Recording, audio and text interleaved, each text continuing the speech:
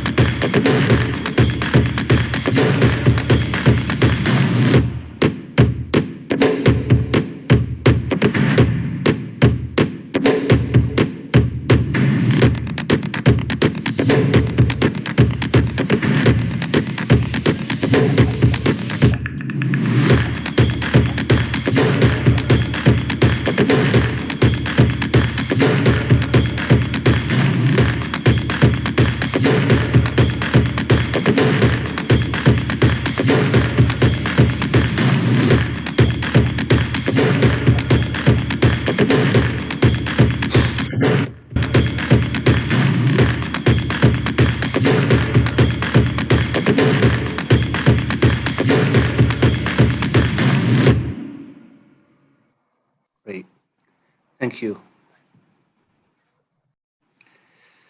All right, so morning, everyone, and it's a pleasure to welcome you all to this second virtual event of the Global School. I'm Wale Shoboyejo, Provost here at WPI, and happy to be part of this event that's going to focus on science, technology, and innovation for African development. Next, please. So as we begin the virtual launch of the Global School, this, of course, is our second event, which will focus on Africa. And we're really looking to the discussion that's going to ensue from these interactions with perspectives from Africa, as well as perspectives, of course, from the WPI community. Our goal is to bring together the key stakeholders, partners, alums, students, faculty, staff, with interests in our global programs in Africa. And of course, what we're trying to do is to really tackle some of the world's grand challenge problems and opportunities, and to use our STEM background as an institution to engage the world. And so the big question, of course, is why the focus on science, technology, and innovation, not just from WPI's perspective, but also from a global perspective. And so to kind of frame this problem, I prepared just a few slides just to give some context to why the focus on science, technology, and innovation. Next. So if we look through history, history has shown that science, technology, and innovation are the engines of development. This is apparent in places such as North Africa, where old Carthage was, to Europe, North America, and most recently in Asia and the BRIC countries. And if you look very carefully, you find that a key variable is the number of scientists and engineers per million people that form a critical mass to drive development. The other key variable is the investment in gross domestic product, which typically is about 1 to 4% if you want to really drive up the development ladder. Next. And to put this into some context, I wanted to just revisit just relics of ancient civilizations that tell us what you can do with science and technology. And so if you look here, I'm showing pictures, of course, of the Great Pyramids of Giza and the obelisks of Ethiopia. And if you look at the civilizations many hundreds of years before Christ, you find that these civilizations had strong components of science and technology, as is evident by the things that they produced, that really drove their preeminence many, many hundreds of years ago. Next. And if you go to Morocco, you see evidence here of the world's oldest university in Fez, which was founded by a Muslim woman, Fatima al-Firi, in 859 AD. And this is a university that's older than Oxford, and older than many of the universities that we typically think of as the oldest universities. And it drove the training of many, many people, and even affected the thinking of a pope that visited them during the stages of the sort of Renaissance. And then if you go beyond Morocco, next please, you find that old Carthage was located in what is now Tunisia. And if you look at this schematic here, which is an image to your left of old Carthage, which of course is known by all of us from our knowledge of history, you find that old Carthage and the development that it had occurred well before the development of Rome and Greece. And in fact, if you look on the other side of the Mediterranean, you see that many of the images that you find in old Rome and old Athens really came from influences that really were really influenced by old Carthage. And so we see that there was significant development driven by the technical capabilities of the people that got transferred across the Mediterranean to Europe. Next, please. And then more recently, there's the example, of course, of the Asian tigers. And one of my favorites is the example of Quan Yu in Singapore, who transformed a very, very poor deep harbor that turned out to be the gateway to China into a developed country in one generation. And it's interesting to see here that he recognized the importance of science and technology and investments as being strategic to the development of Singapore. So from the early efforts in the sort of oil refinery type of efforts, he transitioned very quickly to investment in science and technology for hard drives, for which Singapore today is now the global leader, and now pushing into biotechnology in the next frontier. And so if you look at old Singapore, if you go to my next view graph, you see that in one generation, in Lee Kuan Yew's lifetime, Singapore went from a country that looked like this to the next view graph, which shows a picture of modern Singapore today. If you go to the next view graph, which is a country that looks like this. And for Singapore, a very small island, very limited resources, the key investment was the investment in people. And the key investment was the investment in strategic research that was connected to innovation, that was connected to development as a key focus. And they were able to make this transition in one generation, 30 years. So as we look at these images, we see that there are some models, of course, the contexts are different, that give us a sense of what you can achieve with strategic focus on science and technology and innovation. Next. Another example of mine that I really draw a lot of inspiration from is the example of India. And you could imagine India at the end of World War II, when Nehru took over shortly after independence, was considered to be a poor country. But Nehru at the time, really a lawyer, a Cambridge-educated lawyer, believed in the idea that by investing in the best and the brightest of Indian students, they could create the basis for the transformation of India. And so they started the Indian Institutes of Science and the Indian Institutes of Technology to train the very best and the brightest in India in a way that could provide the basis for the transformation of India. And as we look back, this turns out to be the best investment that India could have made, because today, many of the products of these institutions are now the leaders of the world's major corporations, including Microsoft, Google, and others. And this came from an investment in a place that looked like this. This is the building of the Indian Institute of Science and Indian Institutes of Technology that are distributed across India, that have produced the human capital and elevated the game for science and technology in India. Next. So what did this do? This is what Bangalore looked like at the beginning of this exercise. And today, Bangalore looks very different, looks like this. And so the transformation that's occurred due to the investment in human capital has really been dramatic. And not only has this been in infrastructural transformation, it had also, of course, has been in terms of the contributions of scientists and technologies from Bangalore to innovation across the world. And so as we look at this, we basically start realizing, of course, that there is the potential to do this not only in Asia, but really across the world. Next. And so for me, I have to tell you that I was inspired by many of these ideas.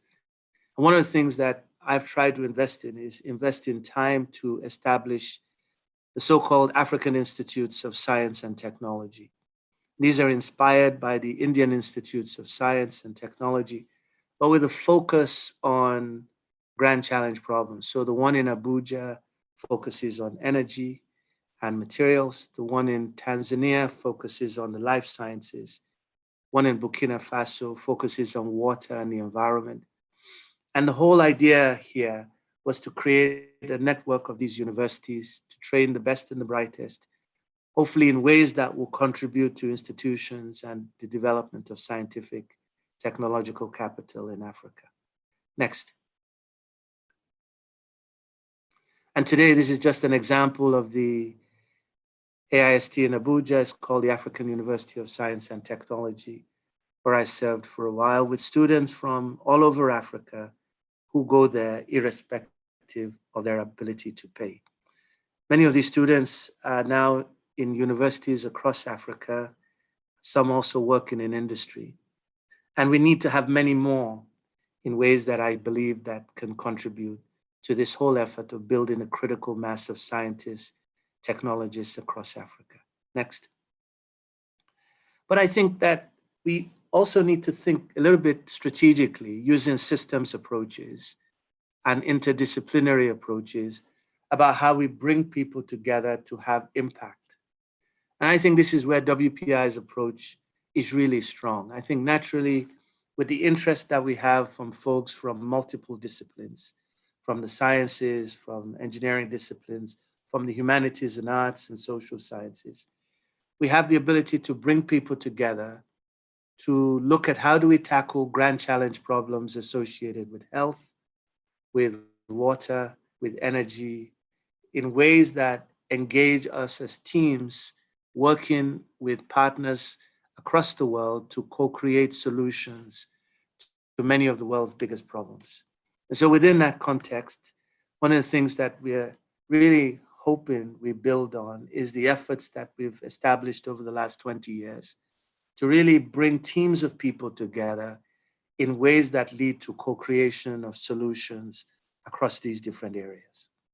And so what we're thinking of is bringing our strengths in science and technology to develop solutions that really have systemic impact, and to do this in partnership in a strategic way that can build really development, not just in our partner countries, but also here at home through the way in which we do things. And so next, please. Now, in the case of Africa, we're also really committed to the idea of going from simple artisanal basic levels of production to the scaling that comes by the development of sustainable industries that can really create wealth for people. Here I'm just using the example of mining. If you look to your top left, you see the example of a woman scraping from the earth, trying to eke out a living in a continent that's rich in minerals. And of course, this person will eke out a living, but it's certainly not a prosperous living.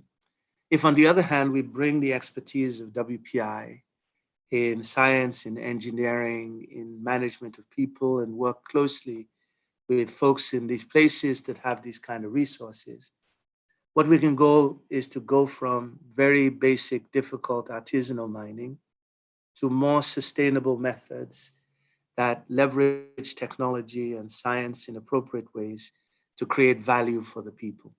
And this is the kind of project that Rob Kruger and the team are doing in Ghana to really look at ways of reducing the exposure of folks to toxic mercury, and also look at ways in which we can create value and wealth for artisanal people working in organized structures. And by the way, this is the secret to Africa's richest man's success, Aliko Dangote. What Aliko Dangote has done is to find ways of translating those resources through industry into wealth. And what I'm hoping is that our projects, as we begin to grow them, will grow from the experimental work that's going on in labs and communities across Ghana into places across Africa where we can grow hopefully many more Dangotes to create true value from the resources of Africa. Next. And if you look at those resources, they're huge. They're in every country.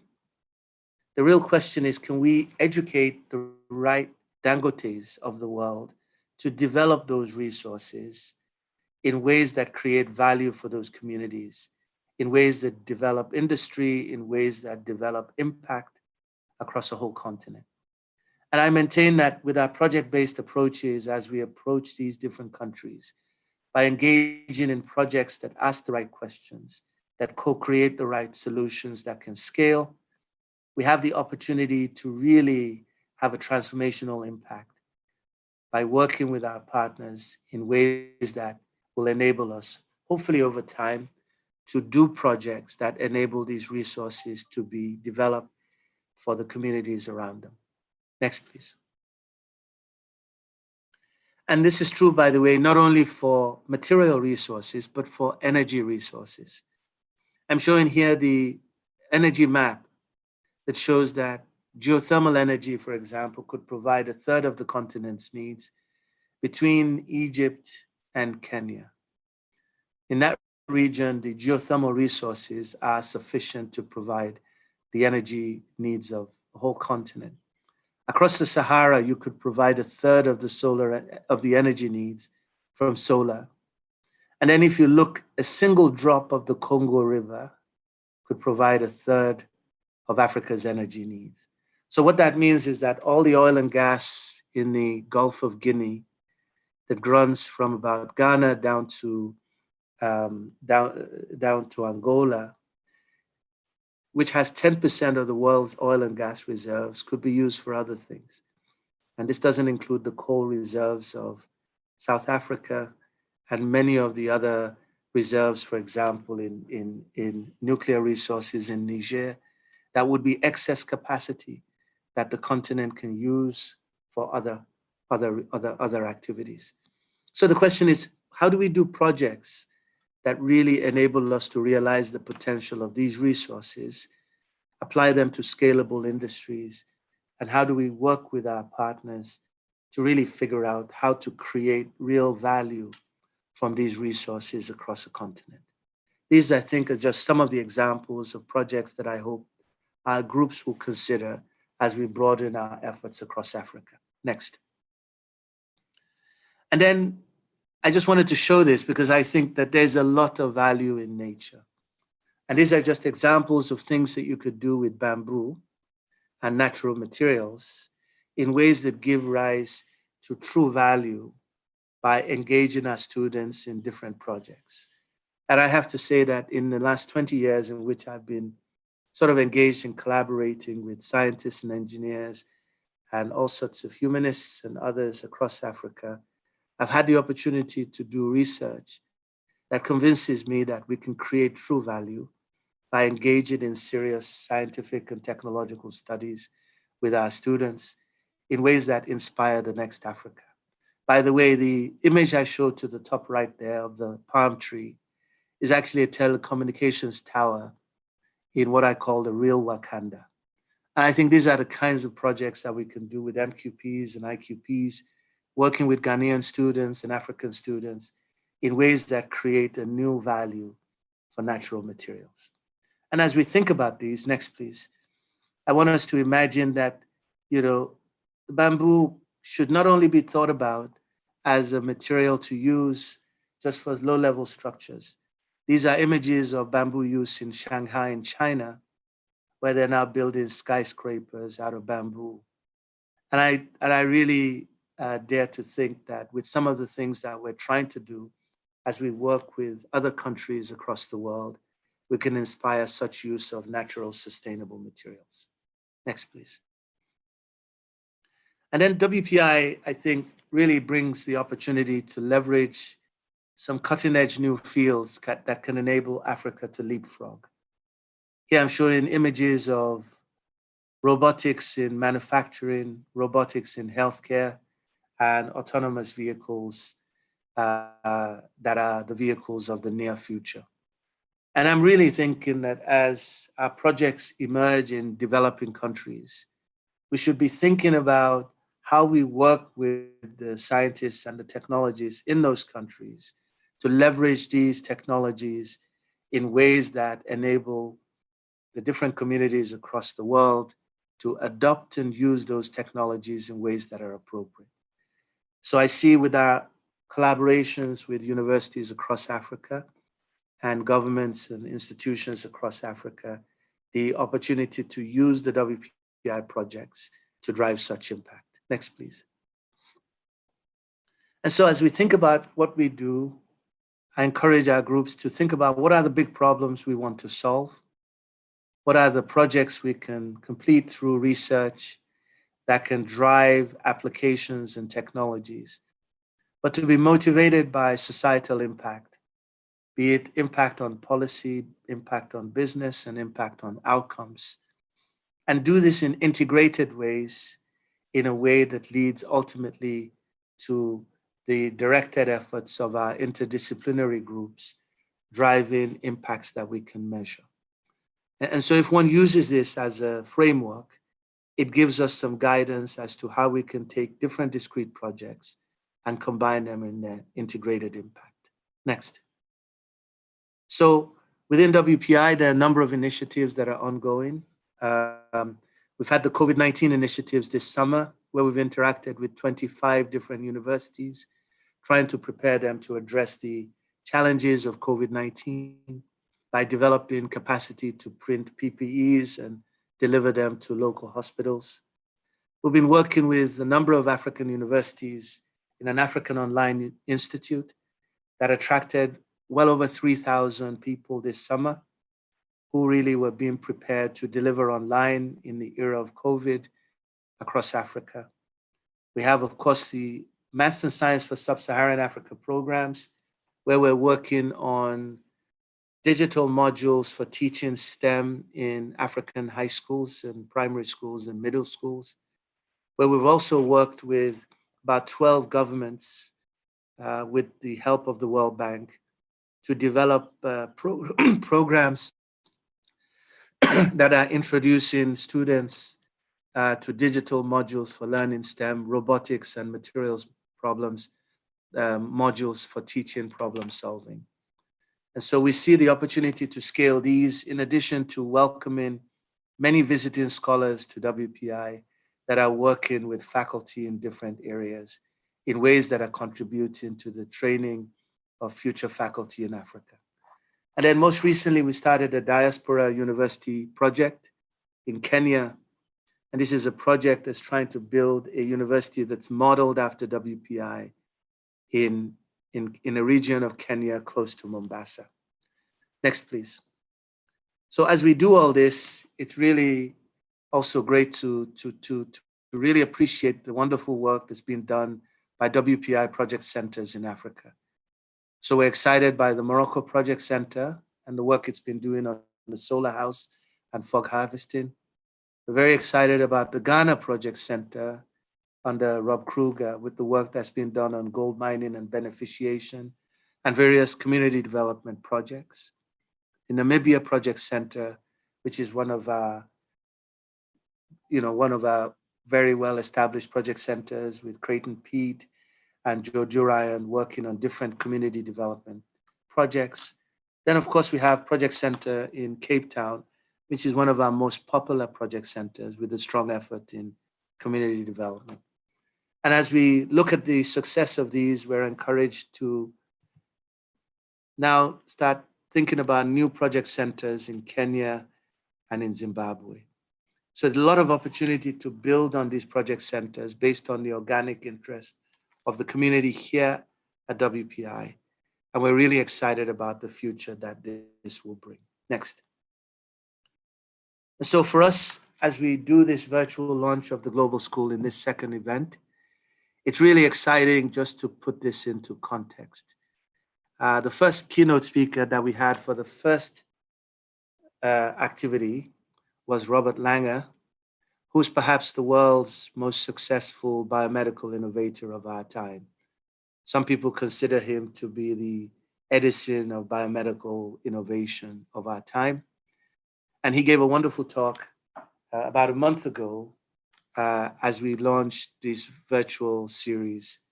Today, it's really a great pleasure to have as our keynote speaker the US ambassador, the Ghana ambassador to the US, Ambassador Bafo Ajay Bawa. And he will speak to us shortly about perspectives on science and technology for innovation in Africa. And the next speaker in the series will be Carlos Nobre, who's a Nobel laureate, who will talk about his work on the environment in December to our Latin America group. And so for me, with that, it's really a great pleasure to welcome our keynote speaker today. He is Ambassador Dr. Bafo Ajay Bawa. He is Ghana's ambassador to the US. He presented his credentials to President Trump in 2017, having served earlier as Ghana's ambassador to Japan. Ambassador Bawa is an academic with a bachelor's degree in geography from the University of Ghana in Legon, a master's degree from the University of Wisconsin, Milwaukee, and a PhD from Indiana University in Bloomington. He has served as professor and first dean of the business school at the African University College of Communications. He's also served in academia in various roles in government in England and also in Ghana. Ambassador Ajay Bawa is a great friend of WPI. He's been personally involved in helping our programs in Ghana and a truly great friend of WPI. And so with that, it's truly a pleasure for me to introduce our keynote speaker for today, Ambassador Ajay Bawa of Ghana. Thank you very much. Ambassador.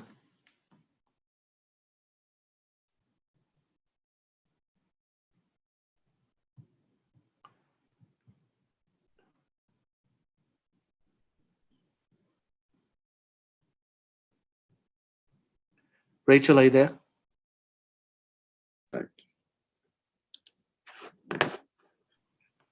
We're here, Wale.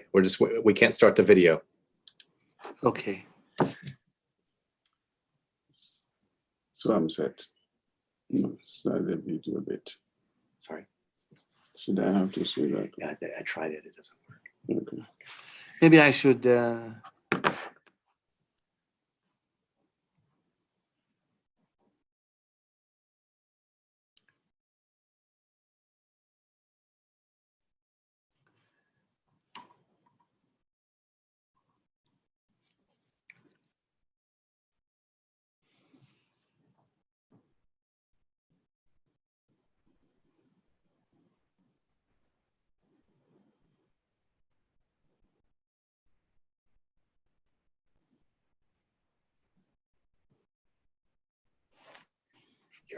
gone.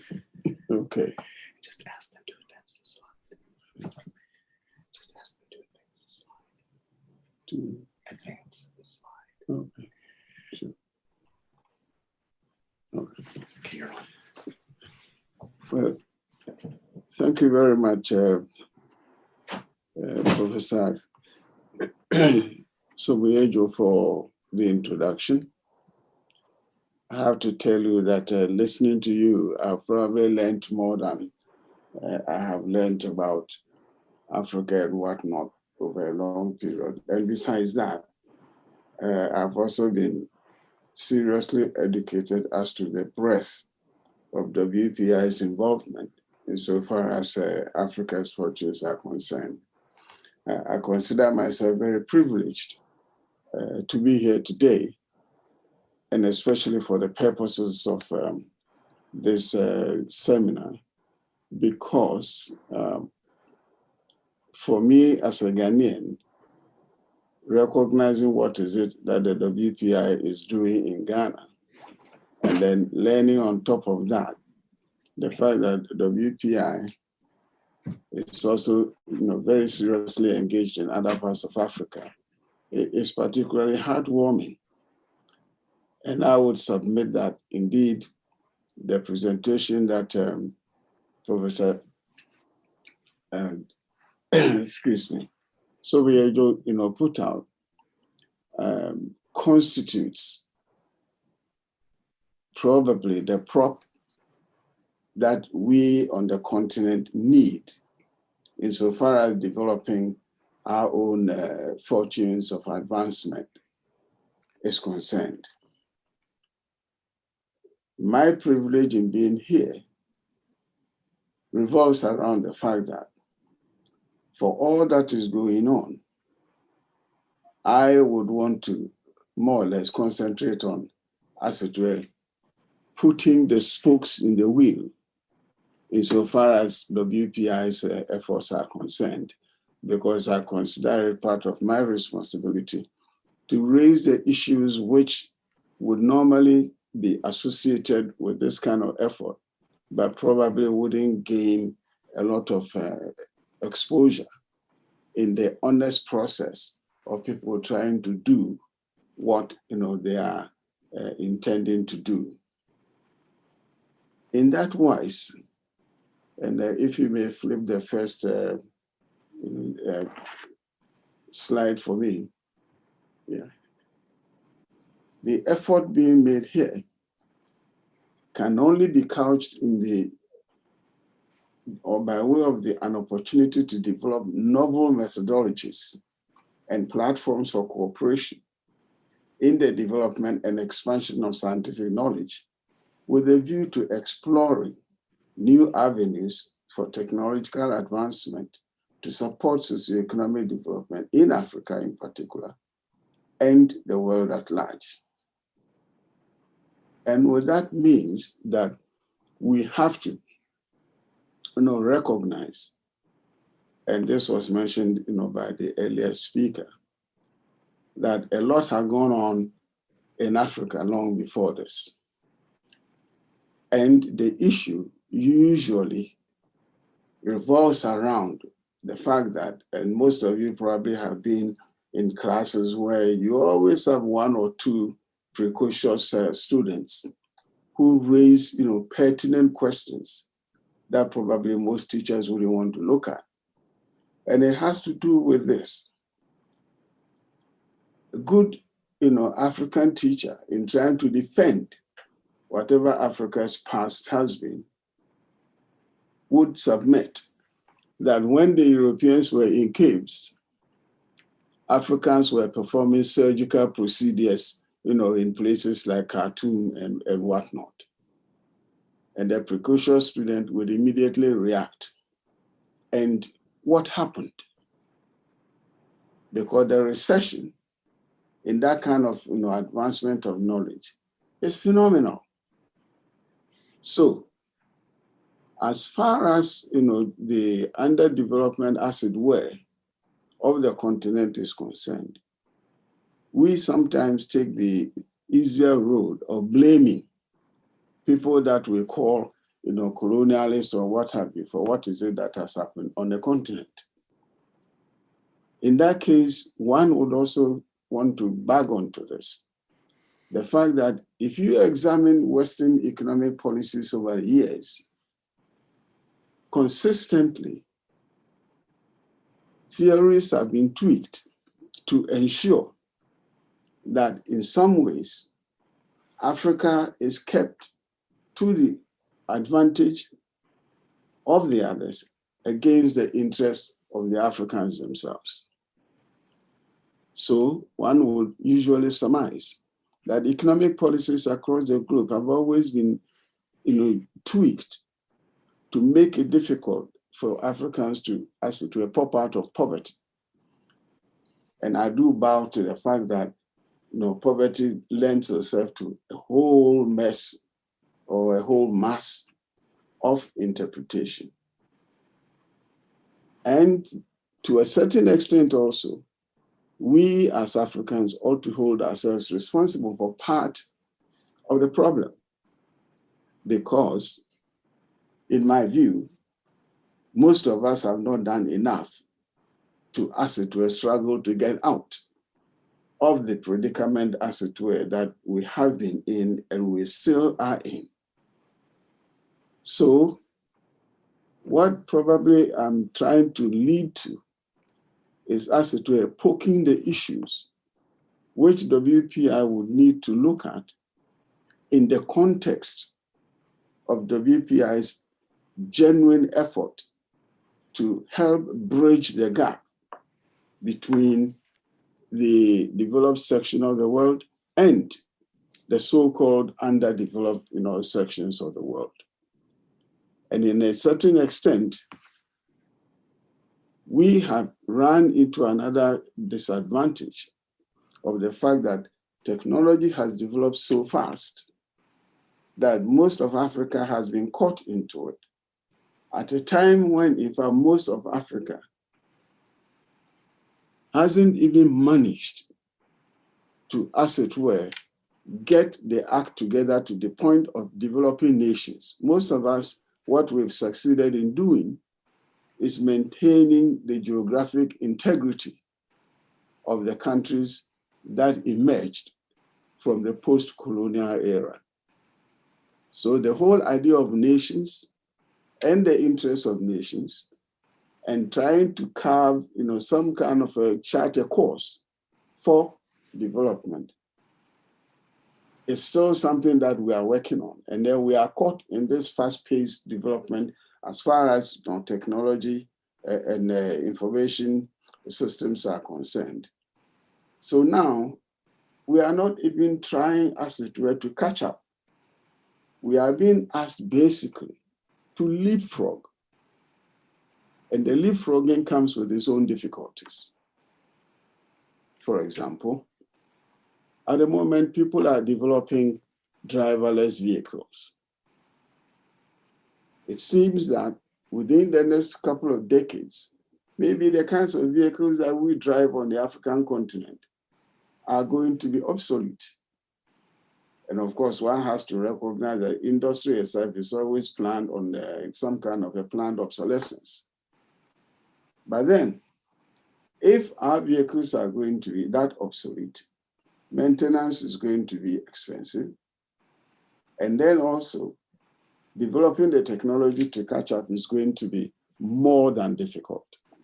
So for instance, I may own a car now, and I realized that, well, the best thing I could do is to try and find one of the new driverless vehicles. And in trying to get to my hometown, maybe a few kilometers down the road, I will have a message on the dashboard that I'm sorry, I wasn't designed for this kind of road, and therefore I'm unable to go any further.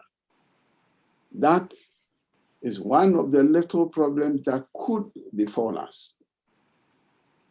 But the issue is, what do we do to catch up?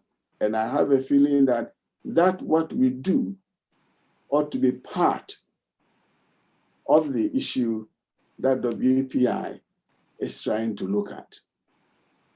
And It basically then means that WPI's effort ought to include a certain kind of pivoted attempt to try and bring the technological gap that we have through the kinds of research and development that needs to be done. The concept at the moment of the 18th century nation state appears to be coming to the fore. So when nations are talking about the defense of their own specific interest, obviously it takes a lot out of what is it that institutions like WPI could make to sustain or to support developments on the African continent. And therefore, that constitutes part of the responsibility or the effort or the schedule that WPI ought to consider in this whole business of looking at technological advancement to support Africa's own situation. The innovation ought to be a little bit extra to what is it that probably we have now. But then I think that is a question of time. And I also believe that the WPI hasn't gone into this expecting that it is going to be some kind of a smooth walkover. It's not a Sunday walk. And I really would want to take the opportunity to applaud WPI for making that kind of intervention, especially where WPI is spread across the continent, which actually is a very heartwarming effort. That said, it basically means that the obstacle that I'm looking at, and you may flip the next slide for me, please.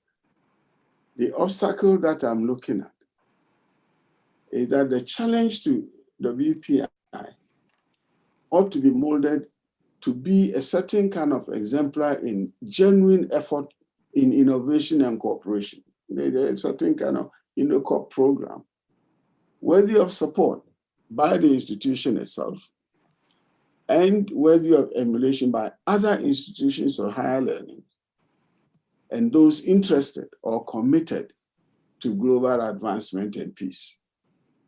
Because one has to submit that unless there is a sustained effort at peace building, the whole idea of even having the environment to contend with what is it that one should do across the globe to maintain a certain kind of advancement in general, development across the world is going to be obviously underscored.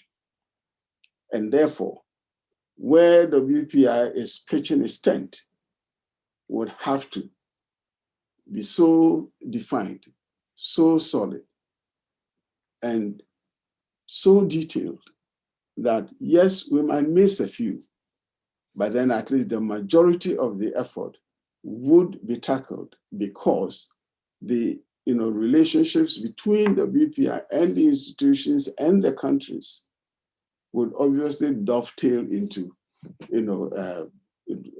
whatever it is that one needs to do to improve the fortunes of the world at large.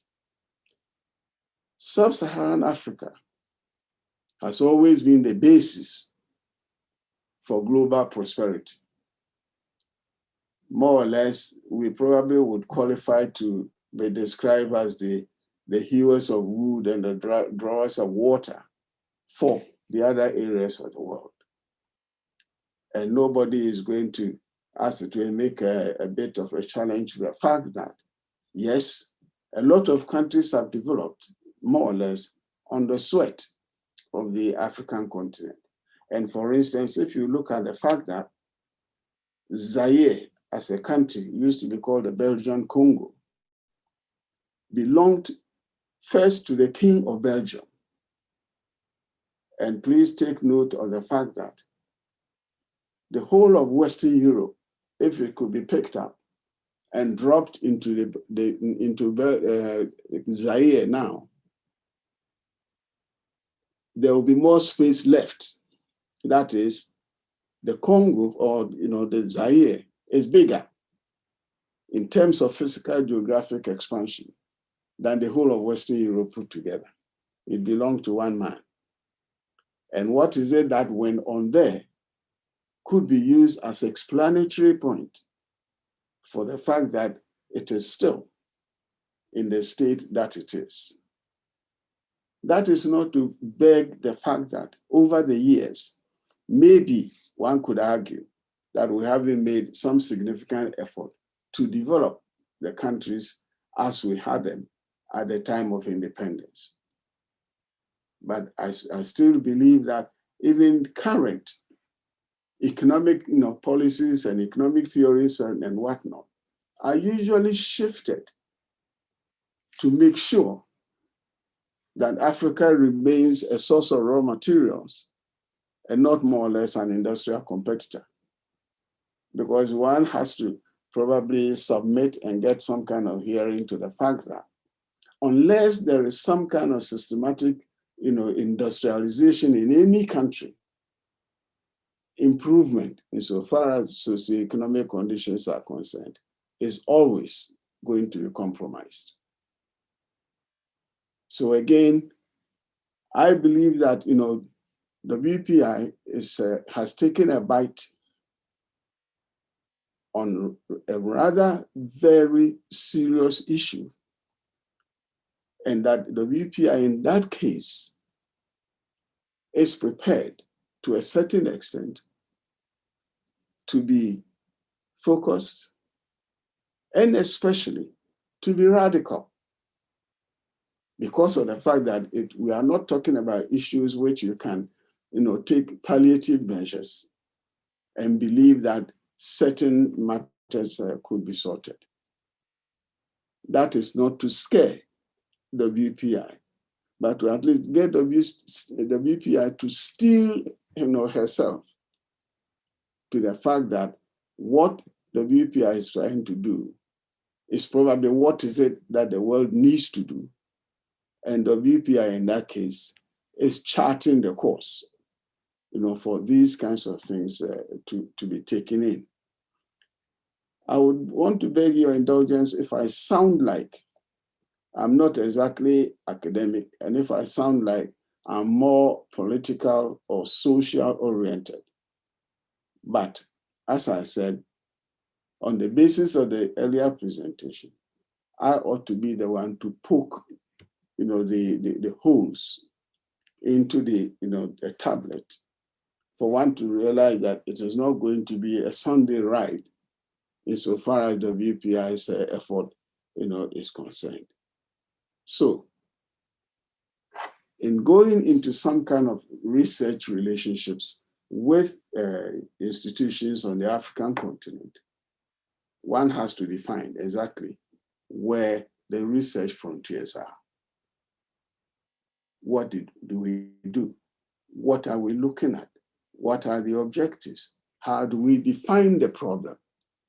Because in most research, that exactly is the starting point. What exactly is the problem?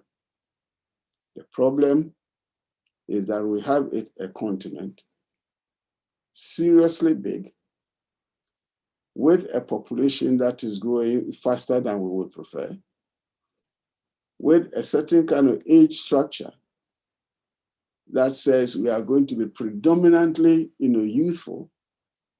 And these days, because of technological advancements and marketing efforts from other areas, our younger population has developed a certain voracious appetite for virtually anything. And therefore, in trying to sort out a certain kind of path for socioeconomic development, we sometimes are probably talking about a situation where we have to rectify the relationships between the ability to consume in terms of incomes and the intent or the will to consume items which probably most people that we are going to be talking about can't afford. Now that becomes, an intractable issue, because we have to relate these things to people's interpretation of either wealth or poverty, and people's interpretation of what they consider to be either their standard of living as opposed to the quality of their living. And I will submit to you, and it's one of the painful things that I sometimes think about, is that we seem to have a situation where currently most youthful people on the continent appear to be believing that the money in one's pocket is not necessarily related to one's effort by way of work or what have you. People want to spend. How the money gets in is a different thing. And then also in terms of people defining their class, you realize that in certain countries, the average person, for instance, gets out of the university without a wife, without probably, a defined girlfriend, without a bicycle, without a car. But if you are talking to that person about living conditions for them, they are going to be talking to you about a 3-bedroom house, a 2-car garage, for a person who doesn't even own a bicycle. And people believe that it is a legitimate, position to take. So in setting out the research frontier, part of it probably is going to be sociological in terms of people's attitudes to their own definition of their station in life and how that translates into the general operation of the economies and the societies that they are in. Now that could be a whole wax that the WPR could help, as it were, melt down. And that in itself is not going to be a very easy, proposition to handle. And then, of course, one would have to, maybe in the process, put in the kind of education which says that some of us must of necessity generate a certain kind of trimming process for what we expect out of life. Now that is where probably the WPI would have to be radical in the context of the research that the WPI does. Because if that doesn't happen, we will basically always come to square one. Because when we start the argument today, and the next thing you know is that people are paying to take a ride to, a space station or something, there are going to be people who, without, even the resources to buy themselves a decent motor vehicle, would also be aiming at going to, the space station to find out how the world looks like, from there. So we on the continent have a problem of excessive expectations without the requisite, income, the requisite research purposes, the requisite, backup to engage in that.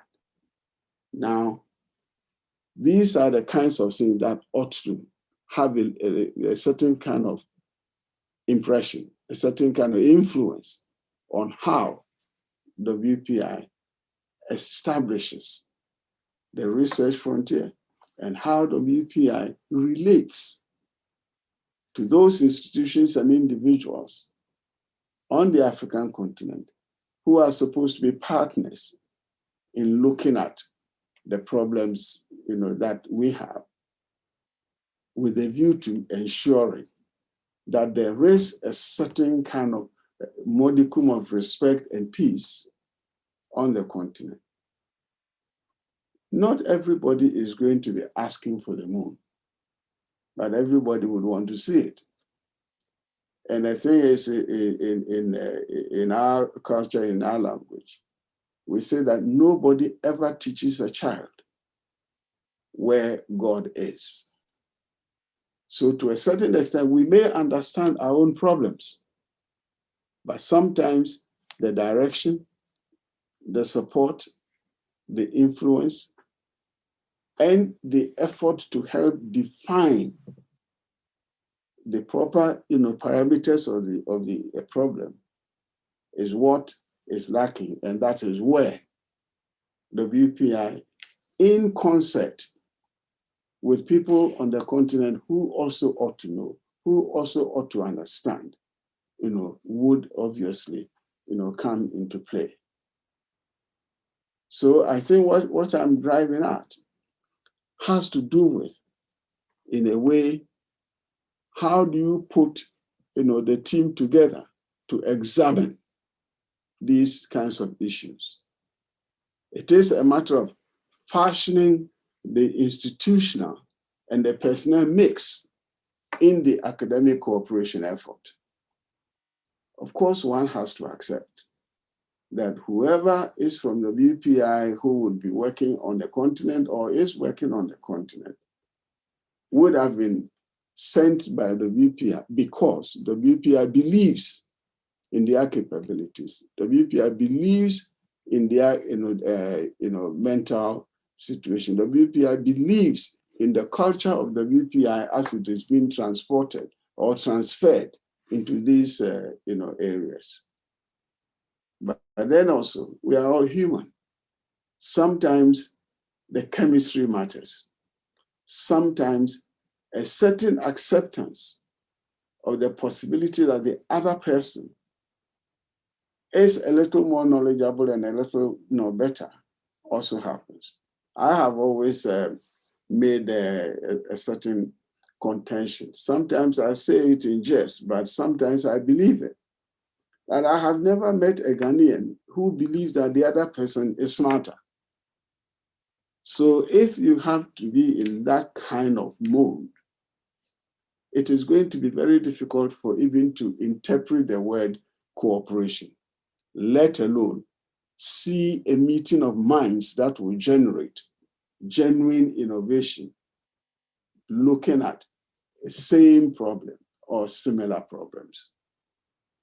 So to a certain extent, I'm not envying those of you who, in very practical terms, are going to be involved in these kinds of exchanges with counterparts on the African continent. But my belief is that for one to take on that kind of challenge, one is obviously, schooled or skilled in the knowledge that there is going to be the necessity for a certain kind of fusion between where the Africans are and where the WPI, happens to be, and therefore the synergy that needs to be created. Because for most of the time, whatever it is that some Africans could do have always been sort of either sidestepped or ignored or what have you. And for those of us who have been to educational institutions in our own countries and in other countries, sometimes you can basically smell it, that there is a certain kind of disparity in either a certain kind of academic acceptance or academic respect, which in turn might affect the project that one is engaged in. Somehow or the other, knowing some of the staff in this institution, I don't have apprehensions about that at all. But there is always going to be a certain gingering effort between people when they meet first to discuss an issue. And therefore, they ought to come with a certain kind of near common understanding of the pith of the issue that is going to be, examined. I do believe that most of the people that WPI will be working with on the African continent, and I do know that in the case of the Ghana situation, because of my conversations and whatnot with Professor Kruger, they have turned out to be okay. And maybe the okay ought to be outstaged to be more than okay, because that is where the crux of the issue is going to be, because human beings could be very funny. And therefore, especially where you might be looking at credits and whatnot, in an effort like in an academic effort, people can be a little wobbly insofar as their perspectives are concerned. So the personnel issue needs to be fashioned properly. And then, of course, as I mentioned earlier, the whole trend of the research problem also ought to be defined. Because sometimes it might appear that even the issue that WPI would want to look at are issues that people in the system would consider to be, is that a problem? I used to work for the British government in a program where they wanted to access the long-term unemployed into work. And for that, every week, I had a flight of about 20 people who have been out of work for probably 4 years or so, to as it were, take them through the whole world of work as they have not come to know. And then on the last day of the week, I take them on individually to try and tease out if they have any specific problems. And then, of course, the reasons why they have been out of work for so long. And I noticed that almost every Friday, the ladies in the park always broke down in tears when they were discussing their issues with me. Now, you ask what exactly the core problem is, and they tell me. I have to confess that after I've spoken with them and they've left, I just asked myself, why does she consider that a problem? And then I later on learned that, in fact, everybody has a certain kind of, tipping point, which I might not recognize.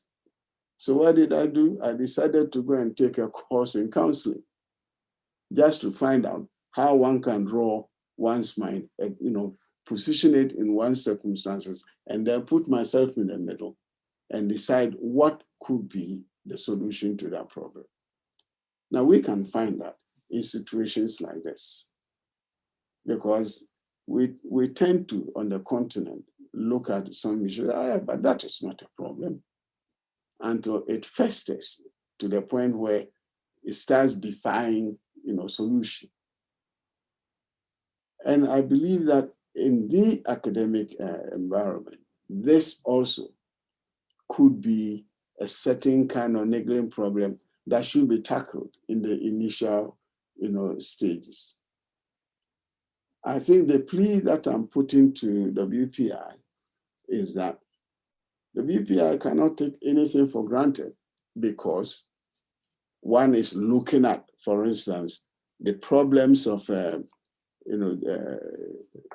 gold prospecting and the issues that have arisen in terms of pollution of rivers, in terms of the use of certain chemicals, which are going to have repercussions on the populations in the areas and that kind of thing. And then, of course, the resultant defects that we would have in agricultural production and in other kinds of production. So we need to have that range to look at.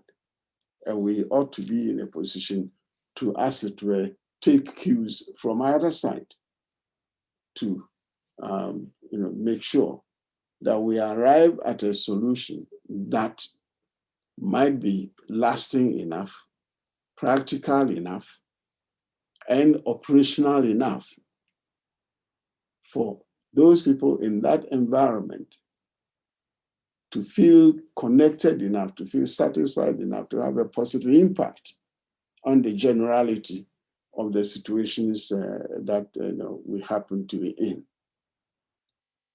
I'm not in a position to ask the WPI, go and solve all of Africa's problems. Nobody can. Nobody can single-handedly, save the world. But I think the request here is that WPI can save a little corner of where WPI is. And that salvation has to do with a certain kind of meaningful innovational cooperation between WPI as an institution and other institutions, and between the WPI's operational staff and the operational staff of other institutions. Not so much because the WPI owes it to Africa or anybody else, but the WPI looking at it in terms of the kind of well-informed, the kind of well-established, the kind of well-committed educational institution that it is. That is where the WPI would want to try and drive either the boat or whatever it is that one has to be looking at. Because Africa, whatever level that you take, is reasonably turbulent when it comes to making the effort to stabilize our situation in terms of socioeconomic development and in terms of being able to come a little closer to a certain level of parity with the rest of the world. I can tell you that there's this little story that we used to tell in secondary school, where when God was creating the world, he picks up gold, puts it in Africa, picks up diamonds, puts it in Africa, putting everything in Africa.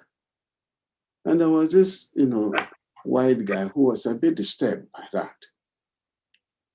So he approaches God and said, God, why? You are putting all these things into Africa. What are you giving us? Mountains, streams, cold, snow, and all that. What do you expect? How do you expect us to survive? So God calmly turns and said, my son, don't worry. There are these fools that I'm going to put, on the other in the other place, and you then would have to go and take everything that I've put in there. Whether that is a true story or not, to a certain extent, it reflects some of the practicalities of our existence on this planet. So, what I think I'm trying to get you to understand, to feel, is that, yes, we have to understand, the past. Yes, we have to understand the failures and all that. But with the BPI's involvement and lead, we should not allow those to constitute impediments insofar as trying to find a way of clearing some of the difficulties on the planet are concerned. And I would want to believe that in the final analysis, what we are going to be looking at is a certain explosion of achievements which have resulted from a certain kind of cooperation, a certain kind of relationship, a certain kind of getting together that will provide some kind of solution, some kind of comfort, some kind of decorum for other people on the surface of the earth who so far have not come up to par insofar as the arrangements on the continent are concerned. That is not to say that anybody owes Africa a solution. because to a large extent, Africa ought to consider herself as qualified to stew in her own juice. But sometimes some people could help provide, a better source of fire to do the stewing.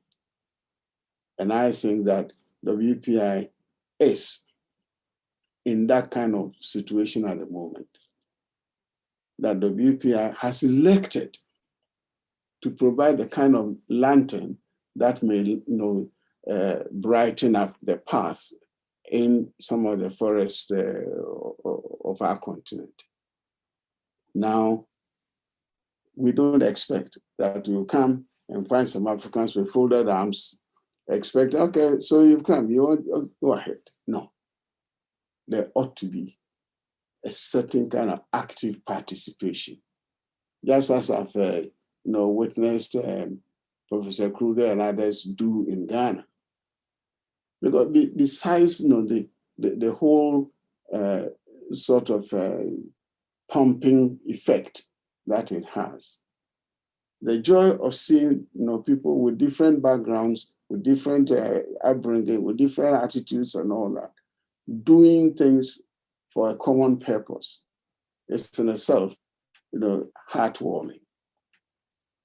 So, whilst one, is looking at, all this, one ought to, in that case, decide on what exactly are the markers are insofar as achievement or the ultimate goals are concerned. And I think, if you would, give me the other slide. The way I'm looking at it,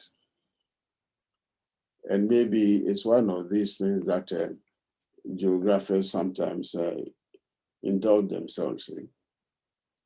I look at it in terms of the fact that you take, any river, and irrespective of the area that these rivers traverse, they all finally end up in a certain ocean or in a certain body of, water, in any of the continents, which basically says we all lead to one particular spot. And therefore, it doesn't matter if the river is running through, a seriously, endowed gold, terrain, or a seriously, deprived, what have you. And irrespective of the headwaters of those rivers, they all end up in this one cauldron of the larger mass of water, which means, to put it in very morbid terms, irrespective of your kind of lifestyle, irrespective of your standard of life, irrespective of how you finally pop out, we are always going to expect that it is either a little box with ashes or a longer box, 6 feet underground. So in some sense, we are in this together. And for me, that ought to be the backdrop of this philosophy with which the WPI is engaged in this. We welcome, the WPI's effort. We welcome the WPI's, views on what is it that we ought to be able to look at. Just as the WPI would, be welcoming to the kinds of views that we have insofar as the identified, problems are concerned.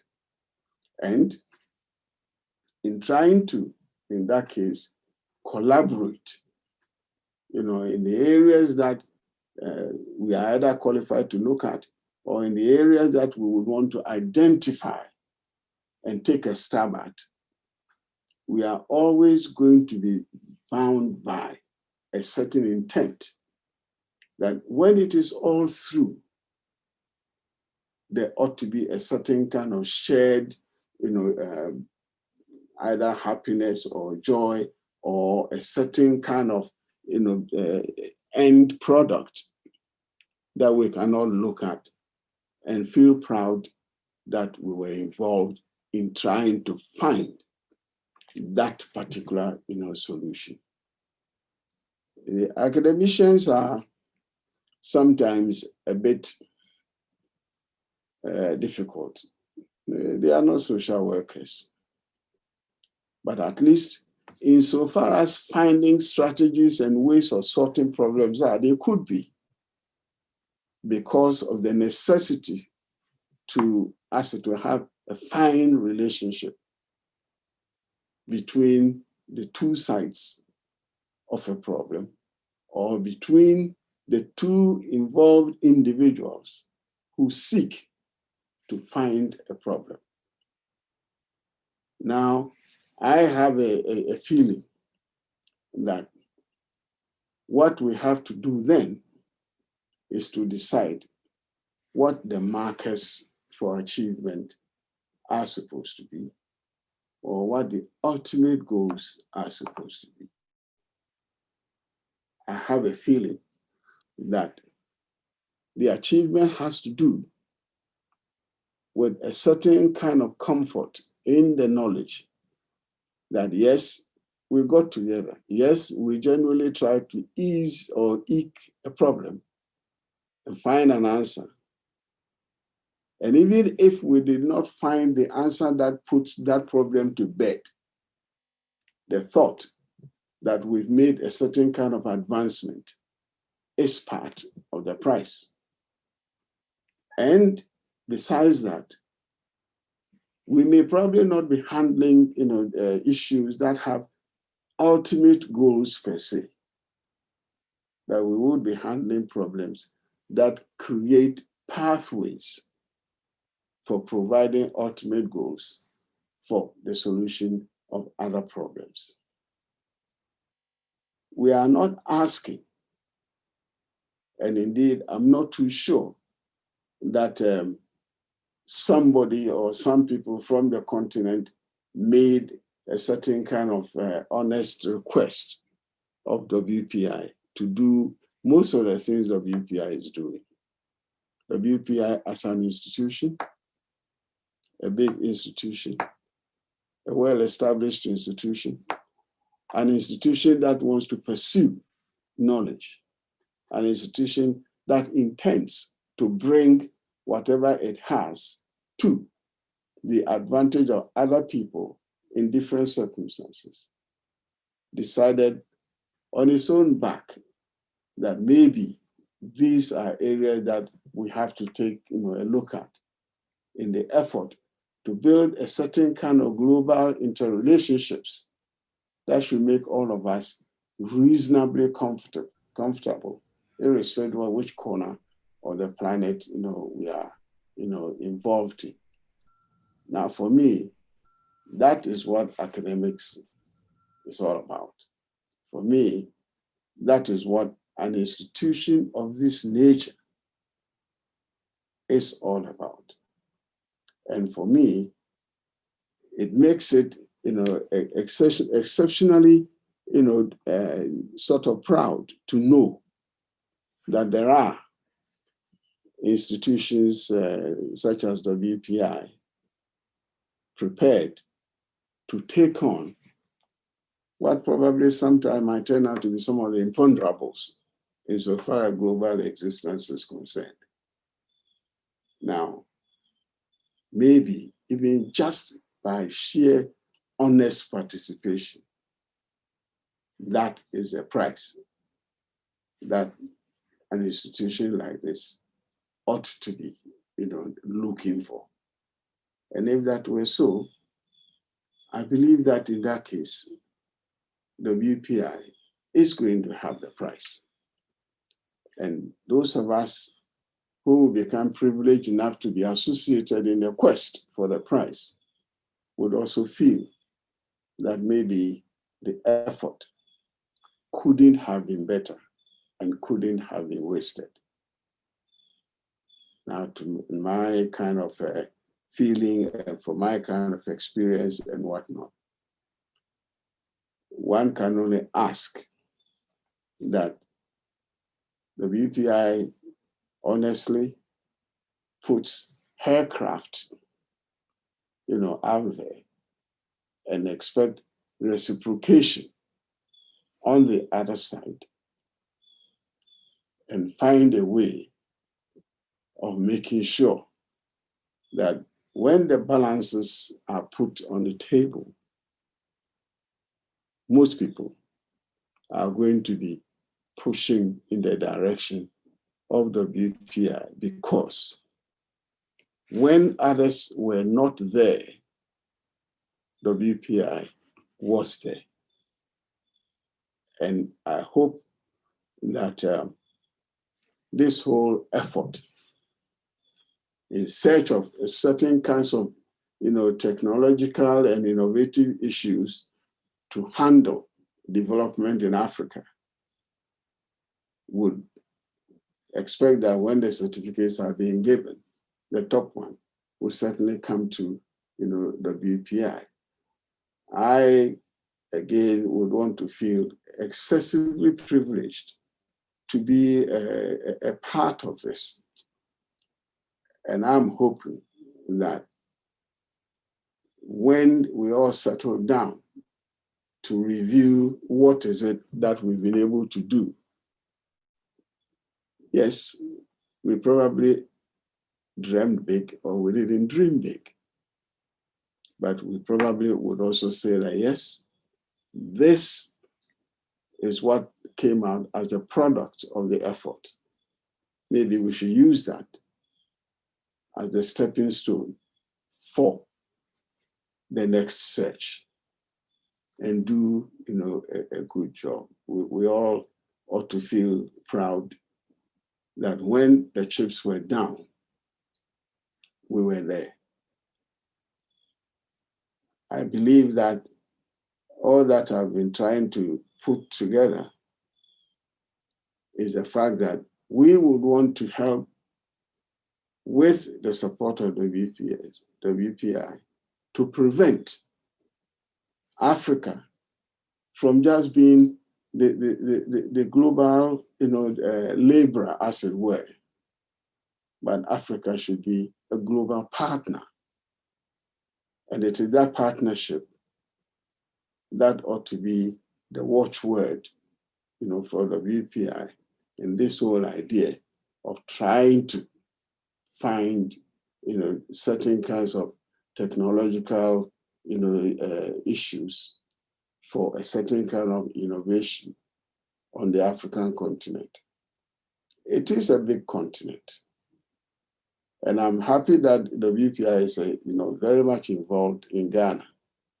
Because the one thing that I would want to leave you with as a geographer is that, see, if you stood at the center of the earth, which for me is the intersection of the Greenwich Meridian and the equator, Ghana is about 3 degrees to the north of the equator.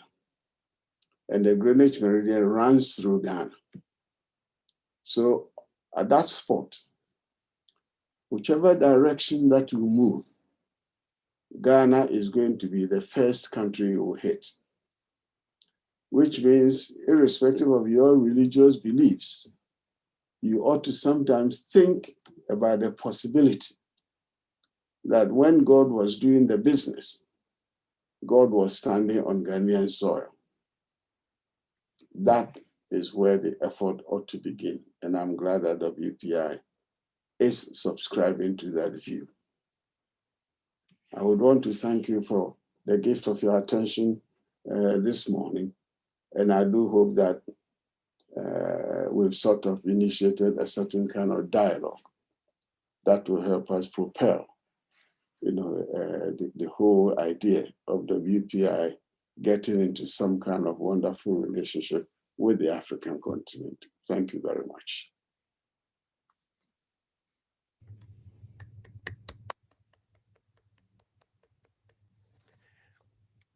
Thank you, Your Excellency. very inspiring, thoughtful, and candid talk about the relationships that we can develop through our friendships, through our shared goals, and through our understanding of one another. There are a couple of questions that have been asked by our audience, and I'd like to pass those on to you right now.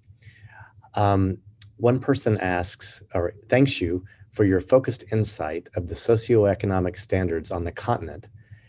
And he believes that, or they believe that the timing is in our favor to bring parity to the rest of the world. Can you comment on President Nana's ambitious country financing roadmap with the support of the World Economic Forum and the OECD in a public-private partnership to increase the manufacturing capacity and high-value services to increase Ghana's economic output? Do you see this as sustainable development? Do you see this sustainable development target may be supported by the Global School at WPI?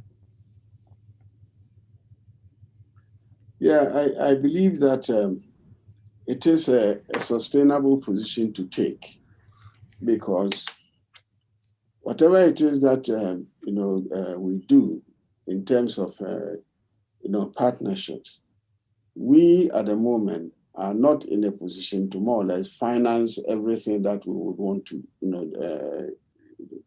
get involved in. So a certain kind of private public partnership is always going to be very advisable.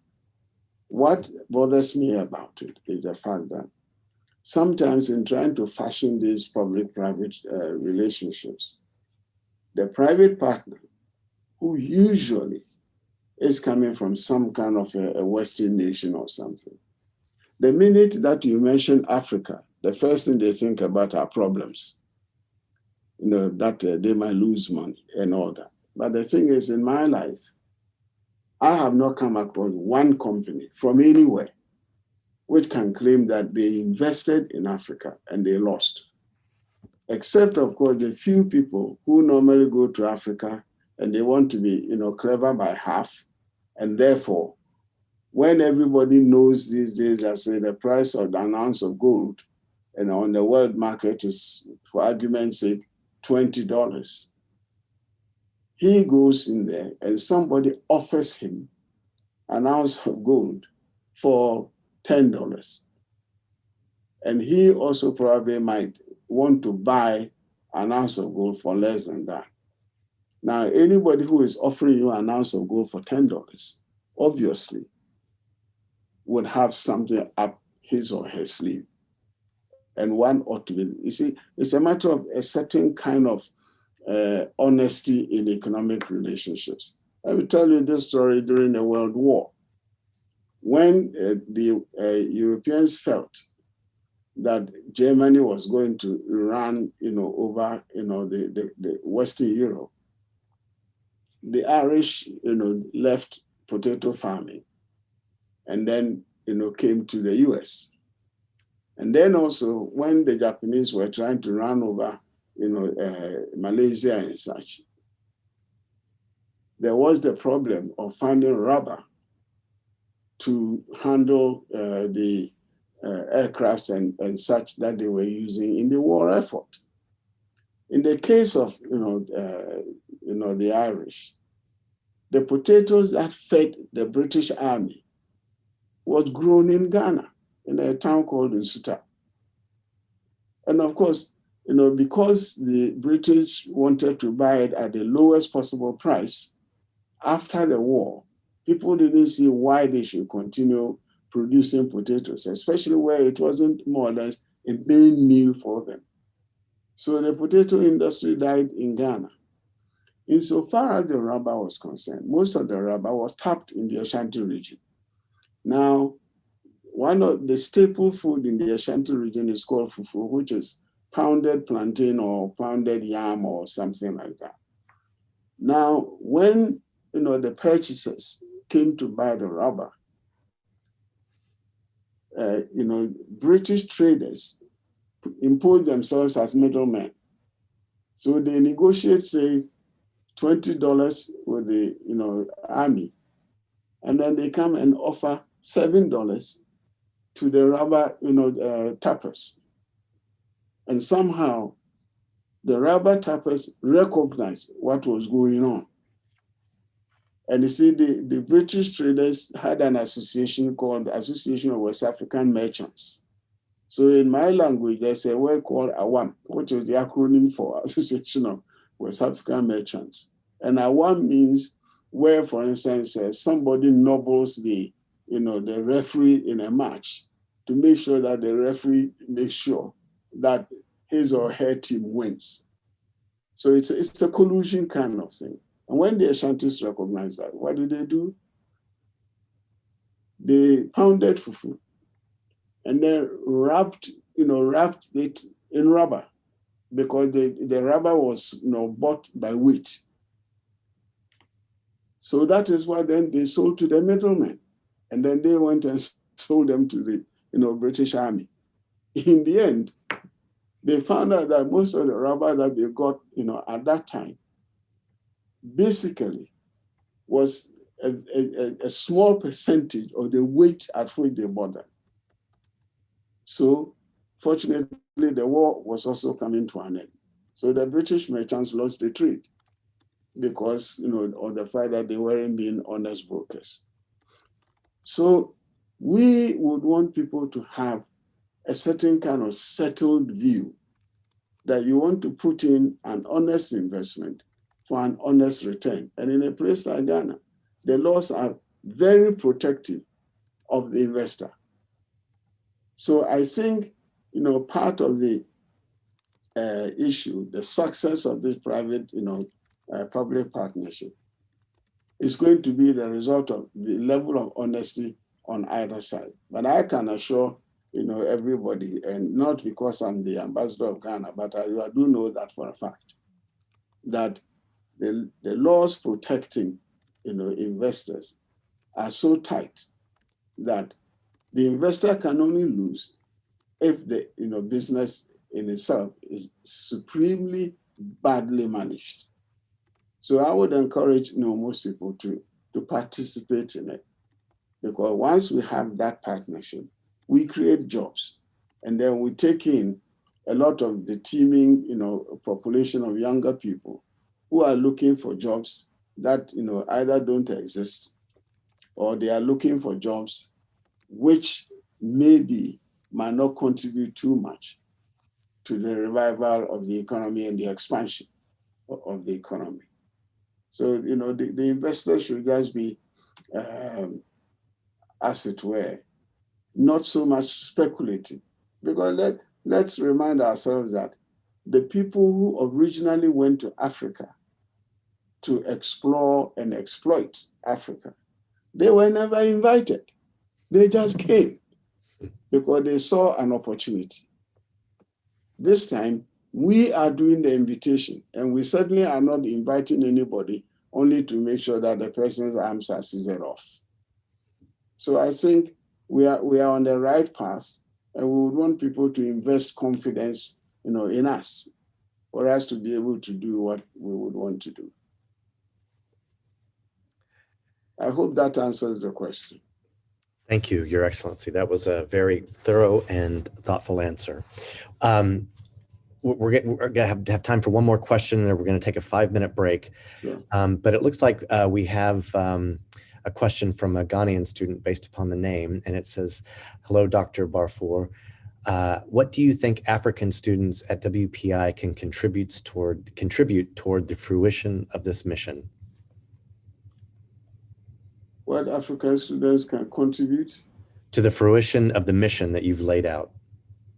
Well, I think African students would have to, one, take the opportunity at being at WPI and actually put a lot of energies into their studies and their expertise, just so that their competence level is never going to be questioned. Two, there is the tendency amongst African students that once they have a qualification, they tell themselves, well, why don't I just stay here? You know, because I'll get a job, and when I go home, maybe it's going to take me a while to get a job, you know, and that kind of thing. So they hesitate. And the minute you hesitate for a year, I can assure you, you would hesitate for a decade. Because I know that, for instance, there are lots of, you know, people who migrated to Britain, you know, from Ghana in the 60s. And the story is that when they get there, the first thing they do is to buy themselves a briefcase and tell themselves that, well, I'm just packing my things in because I know that I'm going back home in 6 months. 45 years later, they still have that briefcase, you know, that suitcase with whatever they purchased in it, because they haven't been home for that, you know, length of time. So there is a tendency for one to, as it were, overplay the stay. But if you put yourself, you know, in a bit of a perspective and look at the fact that you have a certain kind of skill that can benefit, you know, Africa. And then you even realize that in your case, you even have an institution that, to a large extent, doesn't need to associate with, you know, your kind of country, but they are associated. Then you owe it to both your country and yourself to, as it were, go and immerse yourself in the effort on the African continent. But most of the time, we look at the standard of life as against the quality of life. And therefore, the person tells, you know, himself or herself, well, if I stay there, I'll be earning so much. I'll be, you know, I'll have access to this, access to this. And some people are even distressed because they go home and they realize that they cannot get up and walk, you know, a quarter of a kilometer to a huge department store selling virtually everything. That isn't how African merchandise is handled. But people find a difficulty in getting, you know, involved in whatever it is that their country's socioeconomic situation is concerned. So the first thing they do is to complain about the quality of roads and such, when they themselves, maybe for about 10 years, have never paid tax in the countries that they are talking about. You know, but it is very necessary for, you know, African students to actually have a determination that their best contribution would be on the soil of the countries that initially gave them birth or brought them here. I'm no saint or anything, but when I graduated from Indiana, I was so determined to get home so fast that before I defended my thesis, I shipped my things home. And then I ran into a problem with my thesis advisor, who wanted me to amend a very short paragraph in the thesis. And I decided that, look, as far as that particular subject or the dissertation was concerned, I knew more than anybody on the planet, so I'm not changing it. It's a matter of, you know, attitude or difference of opinion between us. He said, oh, in that case, he wasn't signing for it to be defended. I said, fine. So for a whole semester, I was doing virtually nothing. So I enrolled in typing, judo, and swimming, just to while away the time. Now, as soon as, you know, he relented, and then I left for home, irrespective of the fact that I had about 3 job offers, 2 in Florida, and then 1, interestingly, in Louisiana.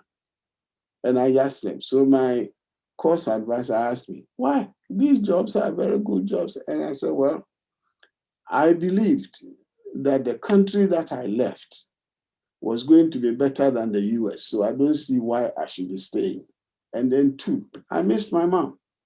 So these were 2 critical, you know, reasons why I left. But I think everybody's situation is going to be different. But I do know that most of the African students who graduate from here first think about their personal conveniences as opposed to what is it that they believe their countries could gain from the knowledge they've acquired and from the experiences that they have acquired in trying to improve on their own country's circumstances. So I would rather ask them or appeal to them that make going home your first priority, because somewhere along the line, I always remember James Brown, who went and opened a fast food outfit in Macon, Georgia. And somebody, oh, but Macon, Georgia, there are too many of these things that, and then he says, a man goes where somebody knows his first name. And I think most of the African students should take a cue from that. And this time is ripe for people to go to Africa because we need that expertise.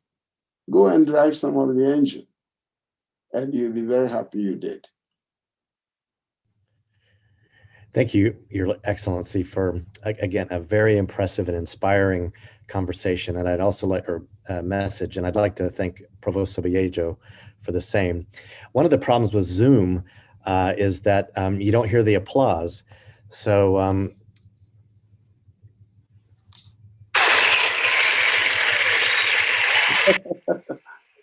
That's interesting. Okay. So thank you, sir. For now, we're going to take a short break. I'm going to say 4 minutes, and then we'll reconvene at 20 past the hour and move on to our next speaker, Dean William Gorawando from the National University of Science and Technology in Zimbabwe. Thank you, everyone. We'll see you in a few minutes. Thanks.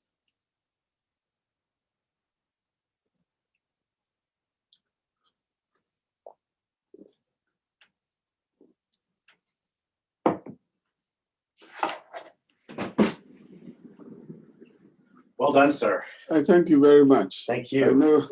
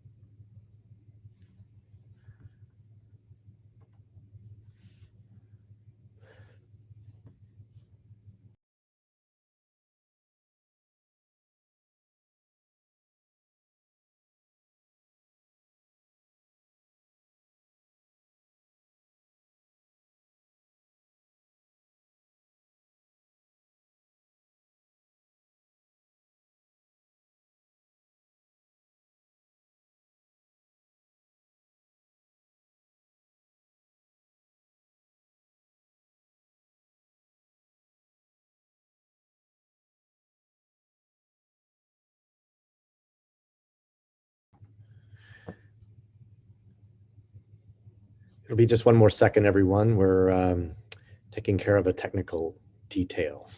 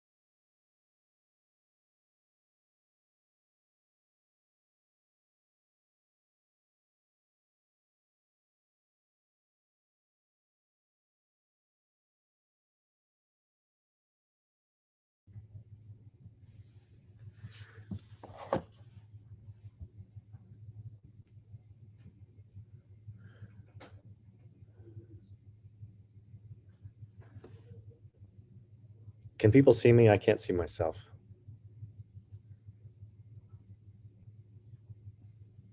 Yes, we can see you. Okay, thank you.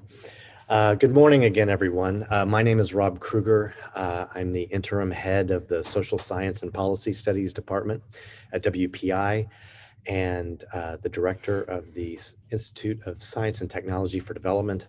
It's really a collaborative, so I call myself the convener of that group. It's my great pleasure to introduce Dean William Goriwando from the National University of Science and Technology in Zimbabwe.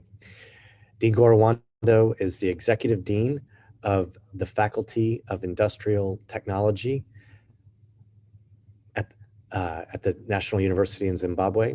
He's a registered professional engineer with a bachelor's degree in engineering with honors and another degree in industrial engineering. He has a Master of Science in Manufacturing Systems and Operations Management, as well as a PhD. He has a strong track record in both private industry and in academia. For a number of years, he worked for companies such as Shell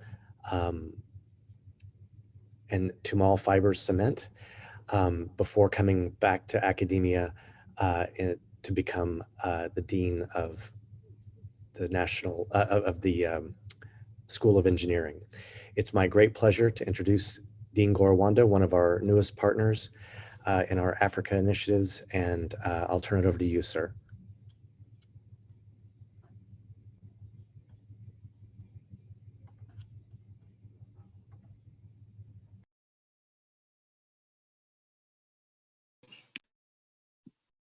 Thank you very much, Rob, for that introduction. And I'm delighted to be part of this discussion. And this far, I've enjoyed the presentation by His Excellency, the Ambassador of Ghana, highlighting aspects of what transpires across continents and particularly in Africa. My presentation will dwell much on the partnership that we have with WPI, and I termed it mutually beneficial international partnerships between NAST and WPI. As the introduction has been said, I'm the Dean of the Faculty of Engineering, and I'll talk briefly about the National University of Science and Technology, and particularly the Faculty of Engineering. Then I'll also discuss the issues of collaboration that we have had so far with the WPI. You can go to the next slide, please.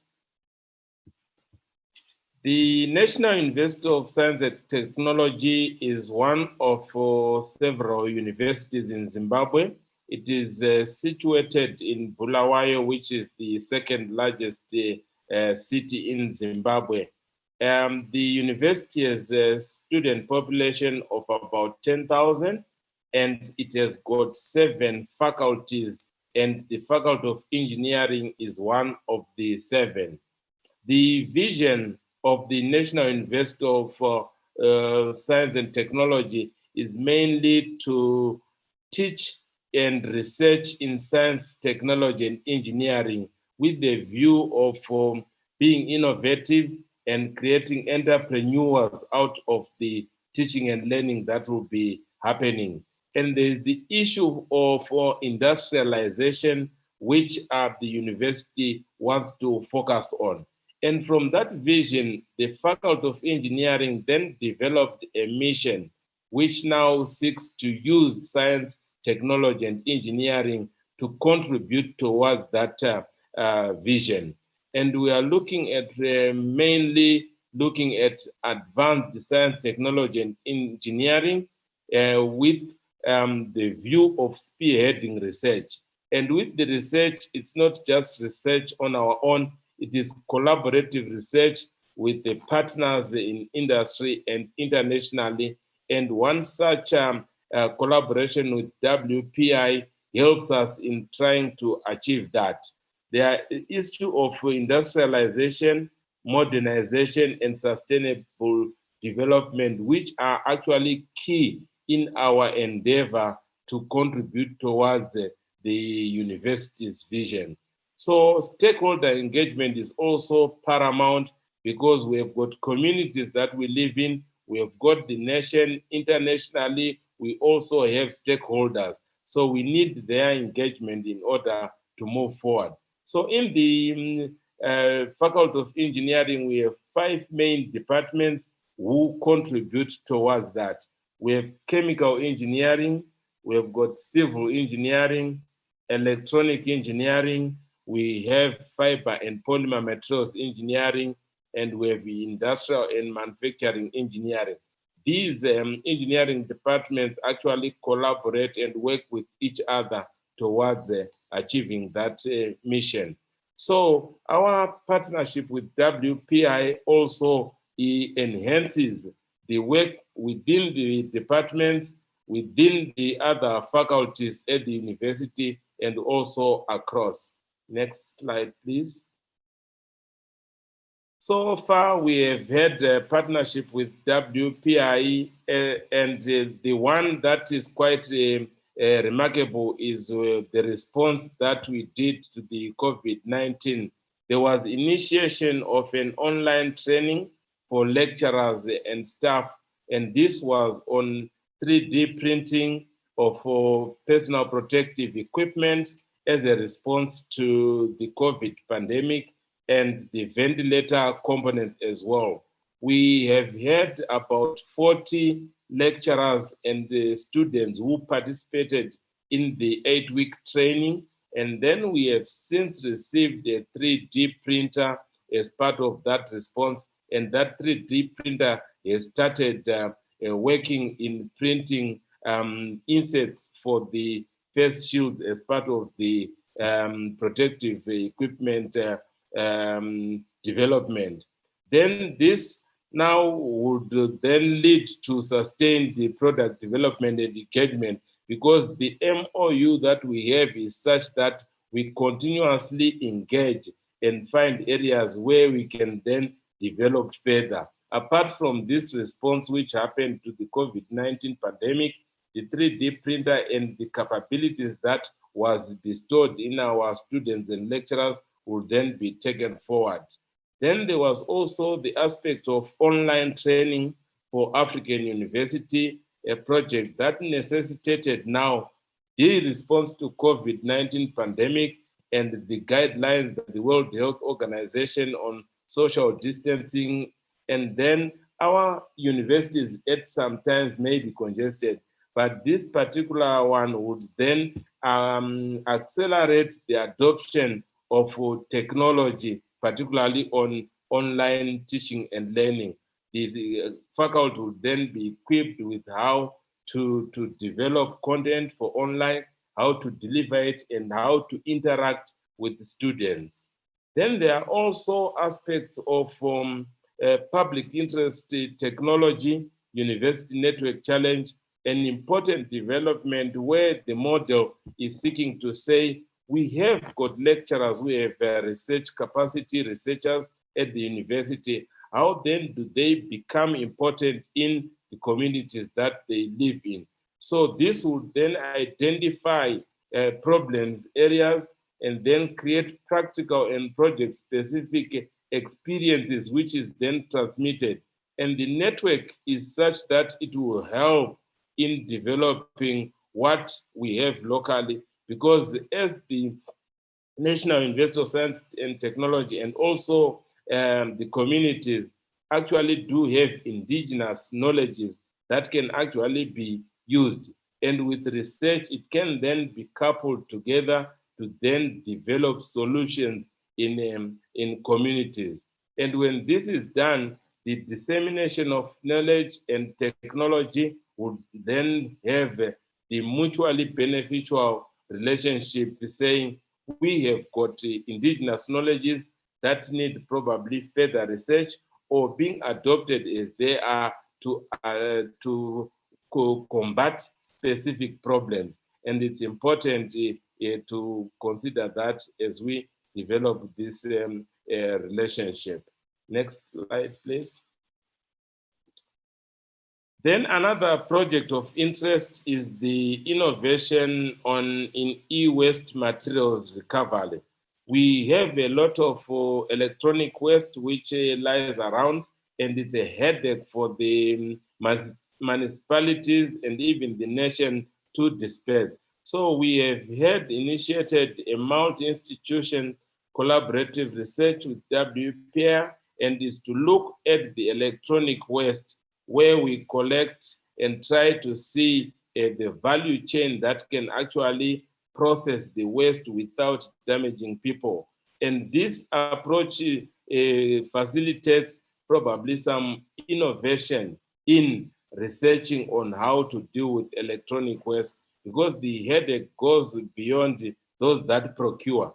It covers also how then in the product life cycle do you deal with aspects that damage the environment.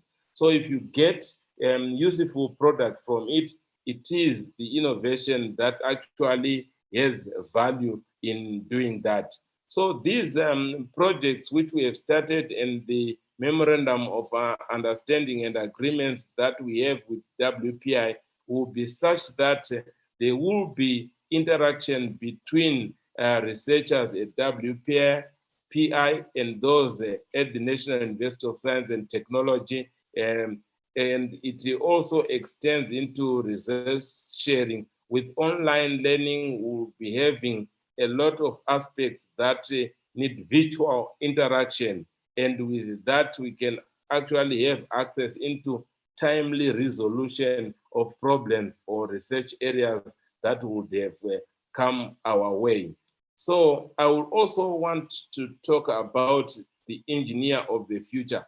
This is in view of where we are as NAST in Zimbabwe, what we are faced with. We have got problems that are occurring, and the vision and mission that I talked to earlier on tries to say we want to industrialize. But how do we do that? Do we take time, or we want to do it in the shortest possible time available? So there are key competencies that are required. So our lecturers need to then identify how they can best impact these competencies in the engineering students. There is the issue of innovation and creativity. We cannot rely on what we have always done. We need to be innovative. The problems that we are faced with are changing, and we need now to be innovative to find solution about that.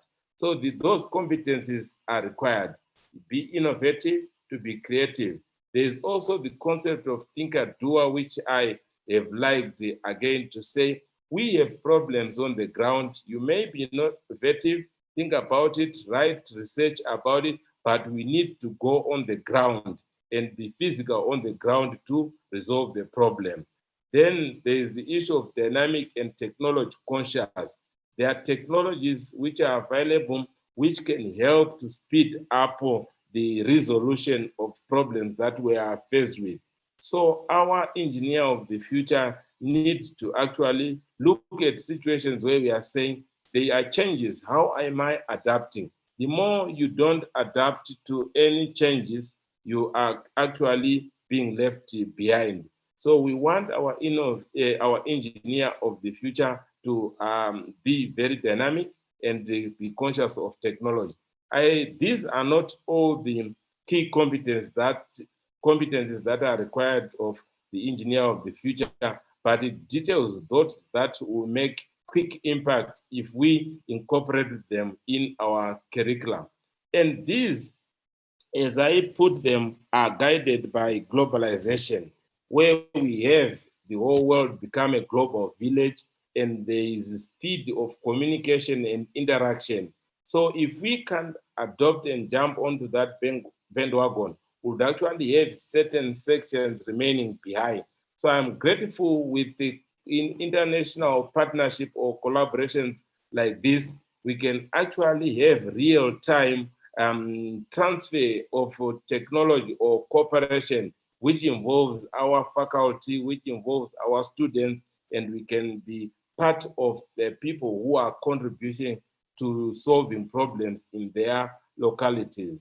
There are also developments in artificial intelligence, and in artificial intelligence, these developments are growing very fast. And we also need to say, yes, the engineer can do this much, but there's also machine power or the computer, which also has come into play. The interface there also needs to be managed. Then last but not least, we have new problems which are facing future generations. The problems that we have had before are the problems that we might have now, but the dynamics of the problems have changed, and this will be a different ball game in the future. I would say this is what I would recommend to say as we develop curricula, as we look at the problems that we are faced with, these key competencies as guided by those three items need to be looked into.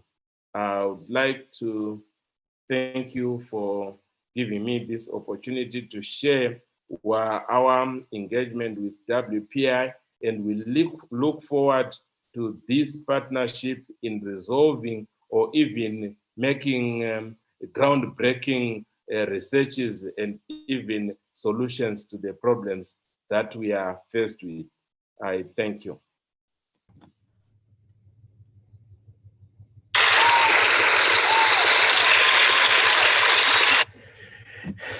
Thank you, Dean Gorwando. Very enthusiastic crowd today. Yeah, I heard.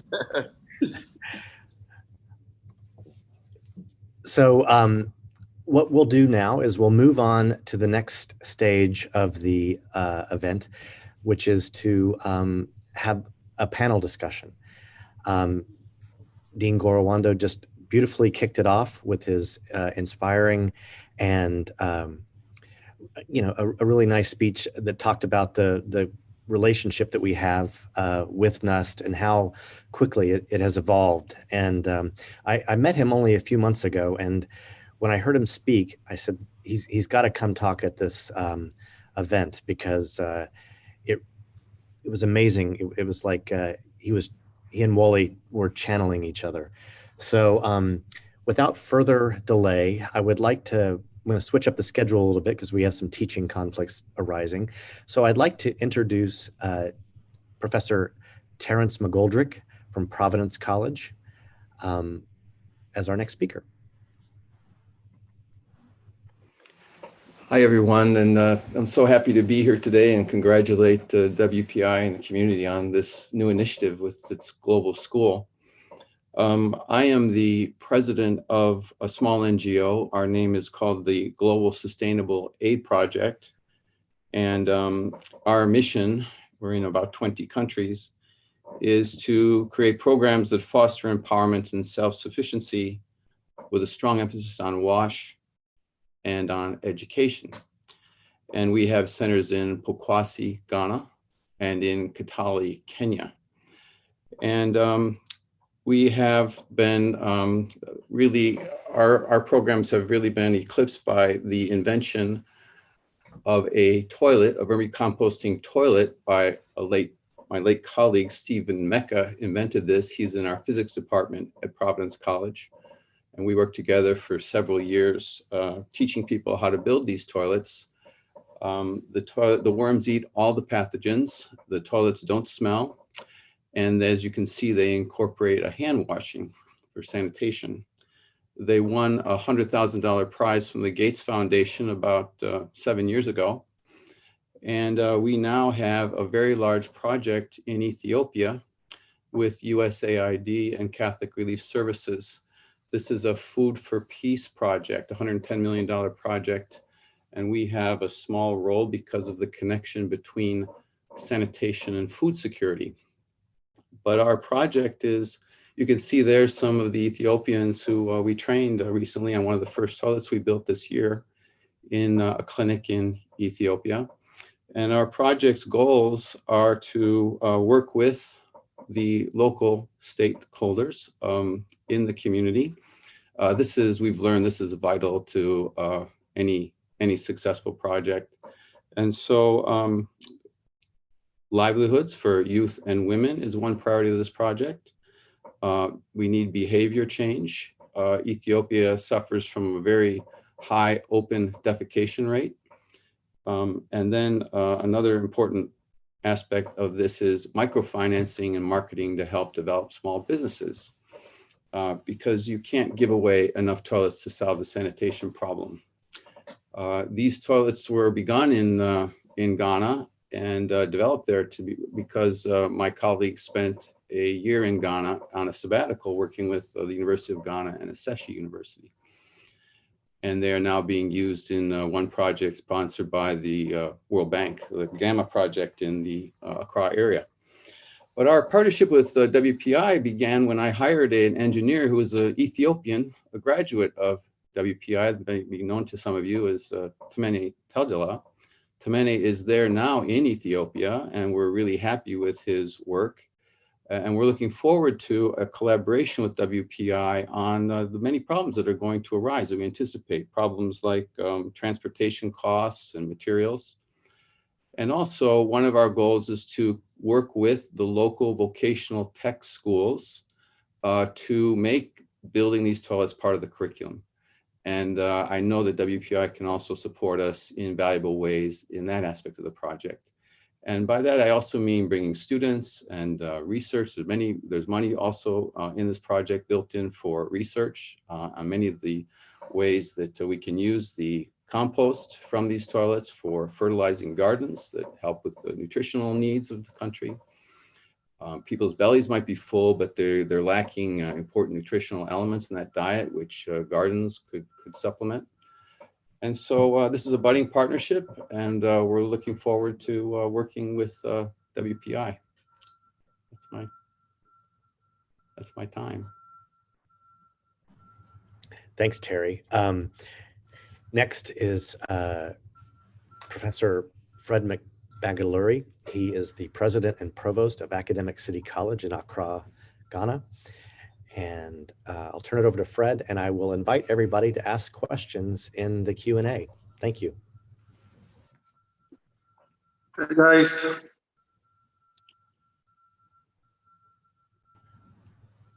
I hope everyone can see me and hear me at least. Yes, we can hear you. All right. So I guess it's good afternoon to you guys and good morning to others and good evening somewhere else. Thank you so much, Rob, for inviting me. I appreciate the opportunity to participate in the global school. Academic City has been around for about 3 years now. Small university on the outskirts of Accra. And I'm happy to tell you guys, last week we achieved a university college status. And the magnitude of that is even Ashesi University took 15 years to achieve same. So we must be doing something here that stakeholders are enthusiastic about.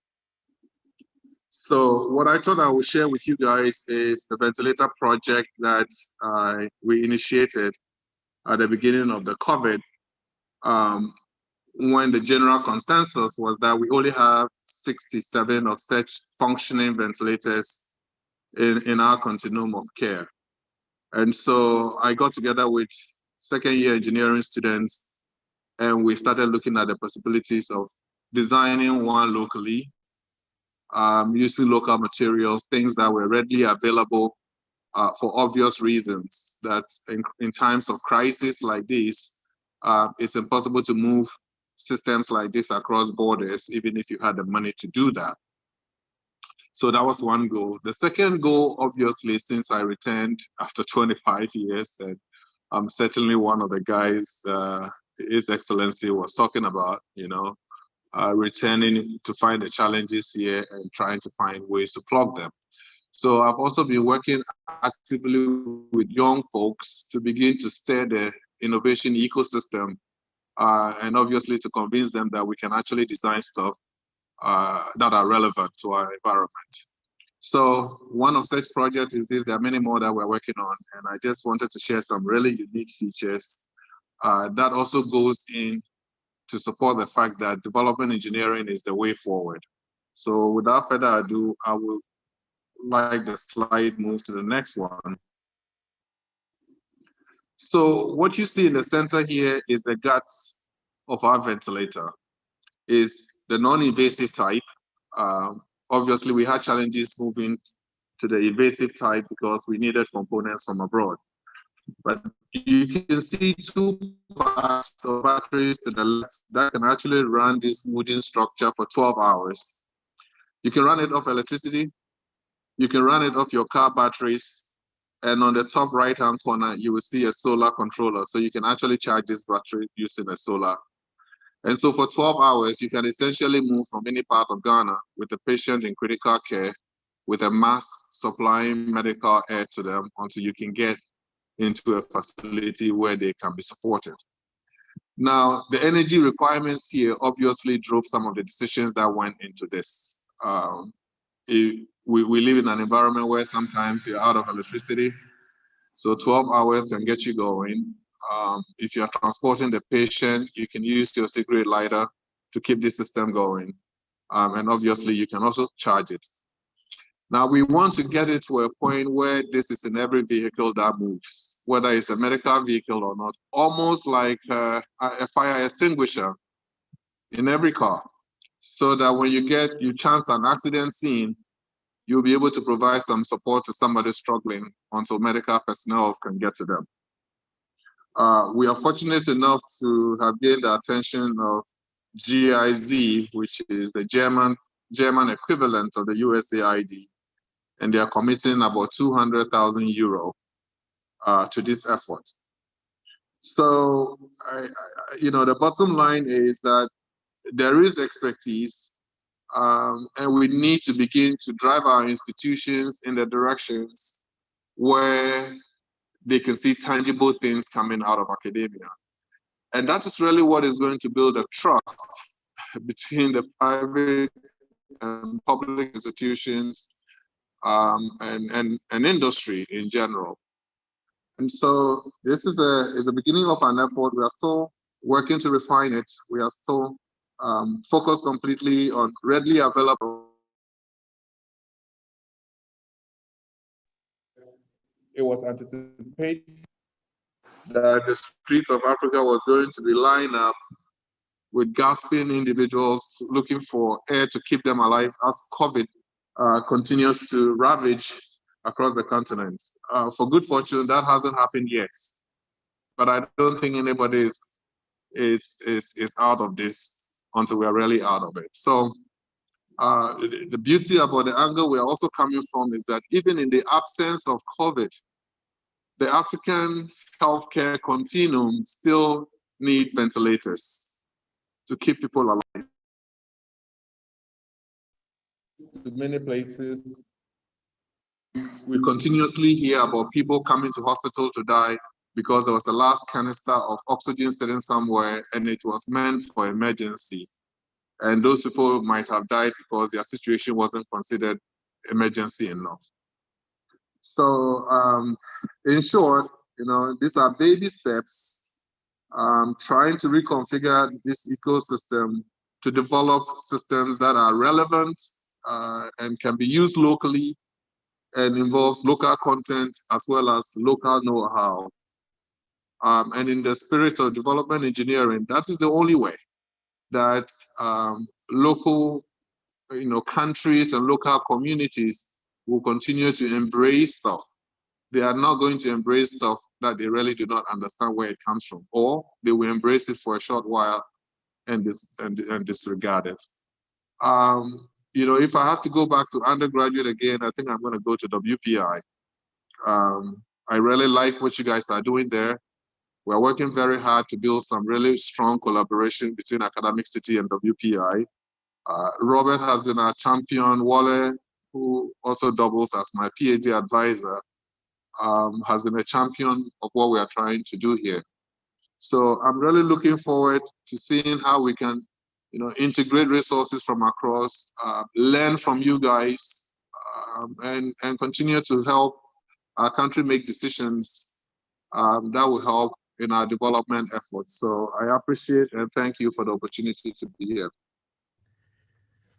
Thank you very much, Fred, for that wonderful talk. And I followed you as you were developing this ventilator, and I'm really happy to see it in its final form. So thanks for sharing that with us.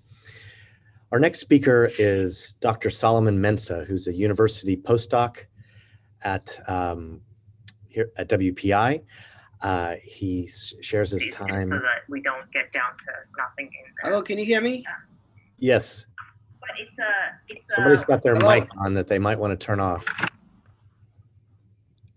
Hello? Hello, can you hear me? Yes, thank you, Solomon. Please go ahead. Thank you so much. Thank you so much for this opportunity. Every day, about 6,700 neonatal babies die in low to middle income countries due to lack of medical devices and services. Now, the physiology explains that these premature babies have underdeveloped lungs, and so they are not able to breathe. In addition to that, they are also not able to feed. What we're working in collaboration with the Ghana Project Center is to develop low cost, easy to maintain, and less equipments that are less dependency on consumables and also the power grid.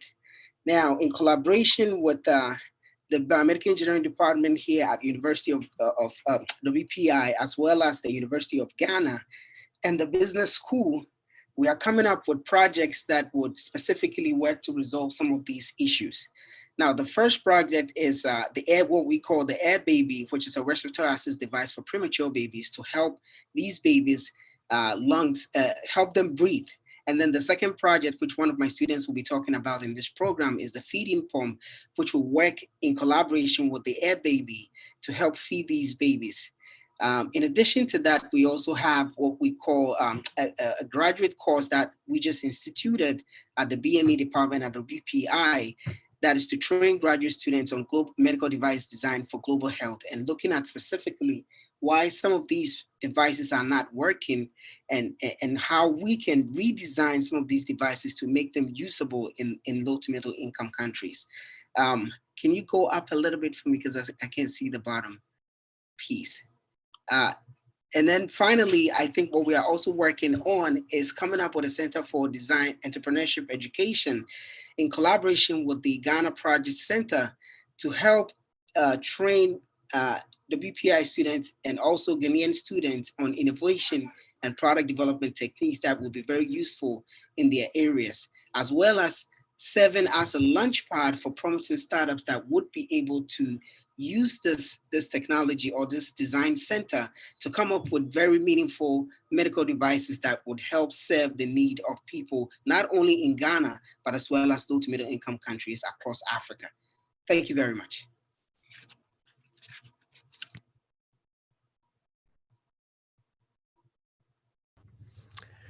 Thank you, Solomon. Jerma?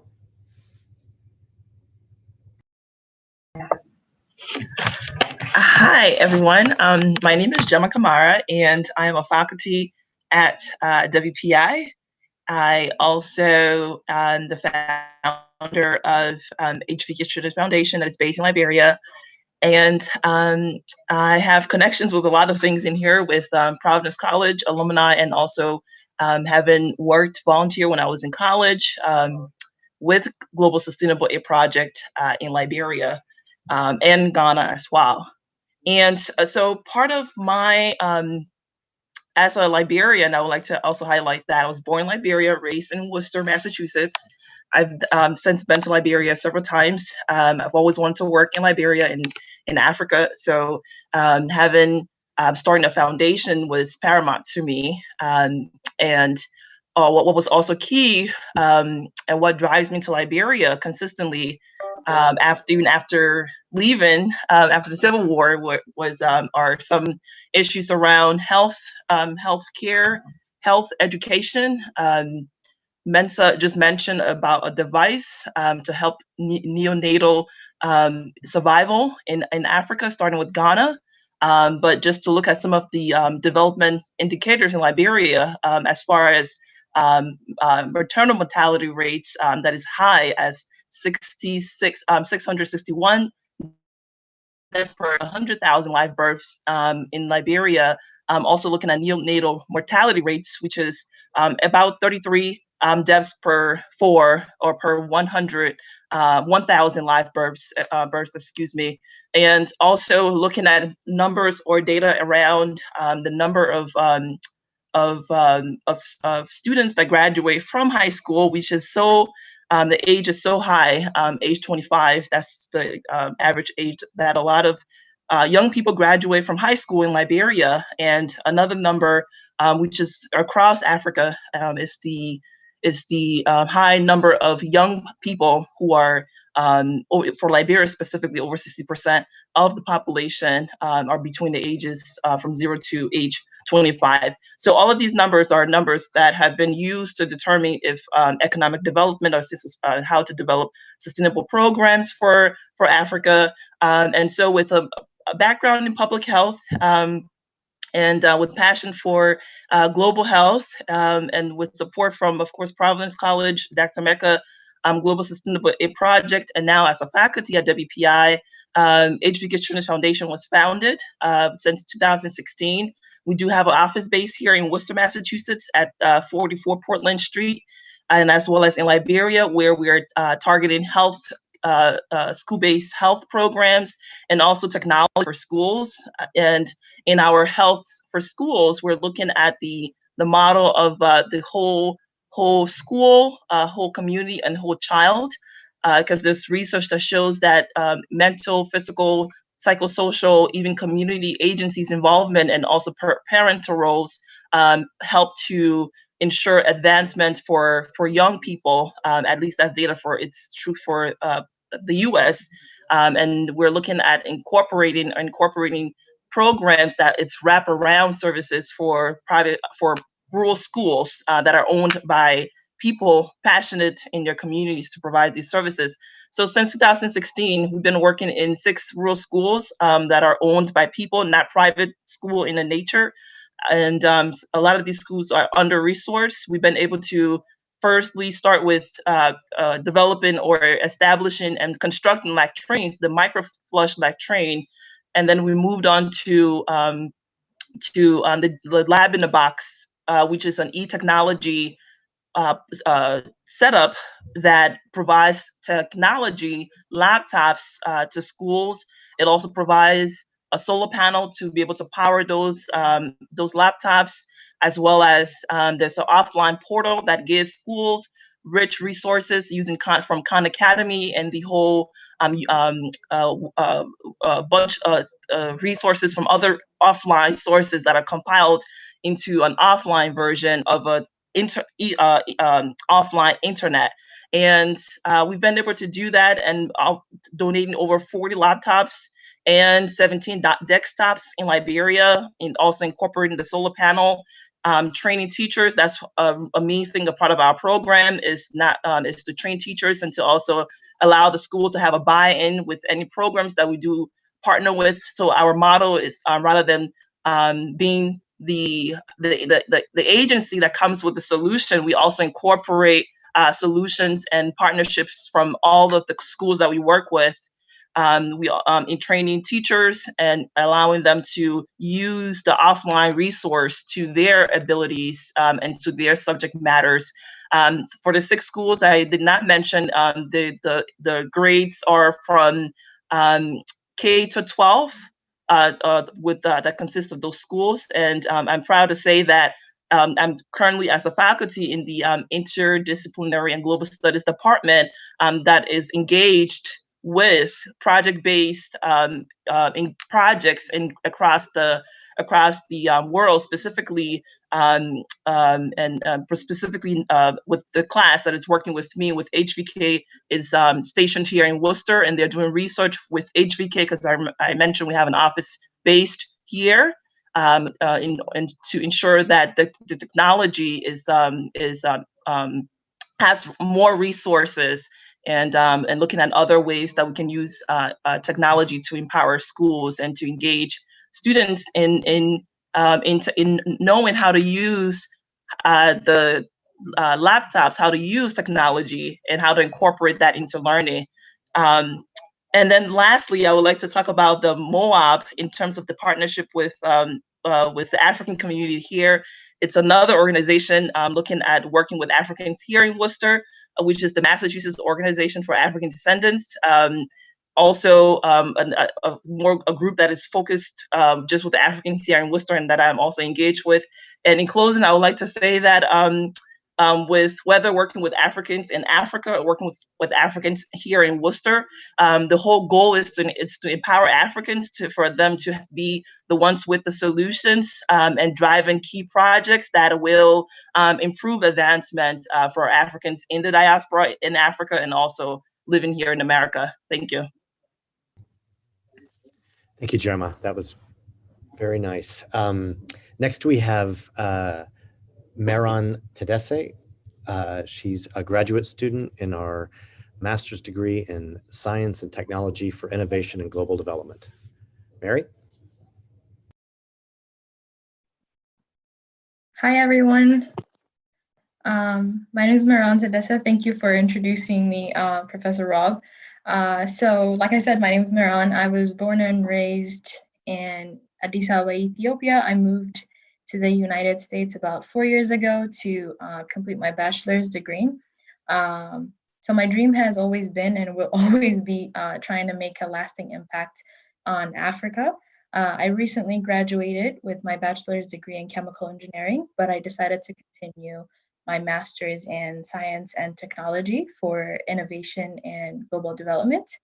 My dream about making a lasting impact was first brought to life during my 3rd year when I got a chance to travel to Namibia. So my team and I, we co-created an online interactive module that focused on teaching sustainability in Namibia. I was also fortunate enough to travel to Ghana under the guidance of Dr. Rob Kruger. My team here, we worked alongside high school students and high school teachers to develop a triple layer activated carbon and clay sawdust water filter in Ghana. And this was done by using locally sourced material that ensured the longevity and the success of the project. The purpose of this water filter was to supply clean water in a village with had mercury problems in their water as a result of an unsustainable small-scale gold mining practices in the region. While doing this project, I was inspired and I learned a lot about the complex understanding that needs to come with working on these intercultural projects, along with transferring technologies across nations, which led me to decide to pursue my master's in science and technology for innovation and global development. With this project, I get to make an impact today. I get to make a change in Africa today, and I'm currently working on recycling gold from electronic waste, which is a project that has been mentioned previously with other people talking in this today. Well, with that said, I would like to say thank you for listening to me and pass it on to my fellow WPI student, Joelle Hanley. Hi, everyone. I am a senior biomedical engineering student at WPI. This year, I'm working on my major qualifying project, which is WPI's version of a capstone project. Our team consists of 4 WPI students, including myself and 2 students from the University of Ghana. As Dr. Mensah mentioned, we are working on developing a feeding and drug delivery pump for premature babies in low to middle income countries with a focus in Ghana. This is important because every year, 3 million infants worldwide don't survive the first 28 days of life. Of these deaths, 99% occur in low to middle income countries, and 98% are due to the infant's inability to coordinate suck, swallow, and breathing mechanisms. These infants are unable to feed orally and require feeding tubes to thrive. The existing feeding methods used in these countries can either be harmful to the infant or tiresome to the clinicians. Our team is looking to develop a safer feeding and drug delivery method for these infants while minimizing healthcare professional oversight. So that's kind of a brief overview of the project itself. And I wanted to talk a little bit about my experience working on this team. So some of you may know that WPI opened a global project site in Ghana last year. It was mentioned before. And usually students travel abroad to complete a project by working with a community to solve a problem. But this project itself is unique in that we have students from universities in different countries working together to solve a global problem. I think I can speak for my team in saying that working on this project has been a really valuable experience. We've each brought something unique to the team that's impacted the way that we've approached this challenge. And we've learned a lot about each other and ourselves along the way. We just started this project, but I'm excited to see where this year takes us and what we're able to accomplish. And thank you all for listening. I am turning it back over to Rob Kruger. Thank you, Joelle. And thanks to the panelists. Very inspiring talks and a lot of different opportunities and experiences that have been described by the panelists. We're open to questions. I have a few here already, but if you have a question for any of the speakers, including the ambassador, please type them into the Q&A and we will do our best to accommodate you. The first question comes from for Solomon. Solomon, what got you interested in neonate research? Thank you so much, Rob, for the question. A couple of years back, I took a trip back home to Ghana to really have a good understanding of what the medical needs were. So I went to multiple hospitals across the country, and one of the overwhelming themes that I identified was the fact that there was less or low medical devices available to treat prematurity. And in collaboration and discussions with a lot of the clinicians, they expressed the need or the hope that they would have medical devices that are low cost and easy to maintain, as well as do not depend heavily on consumables and the power grid.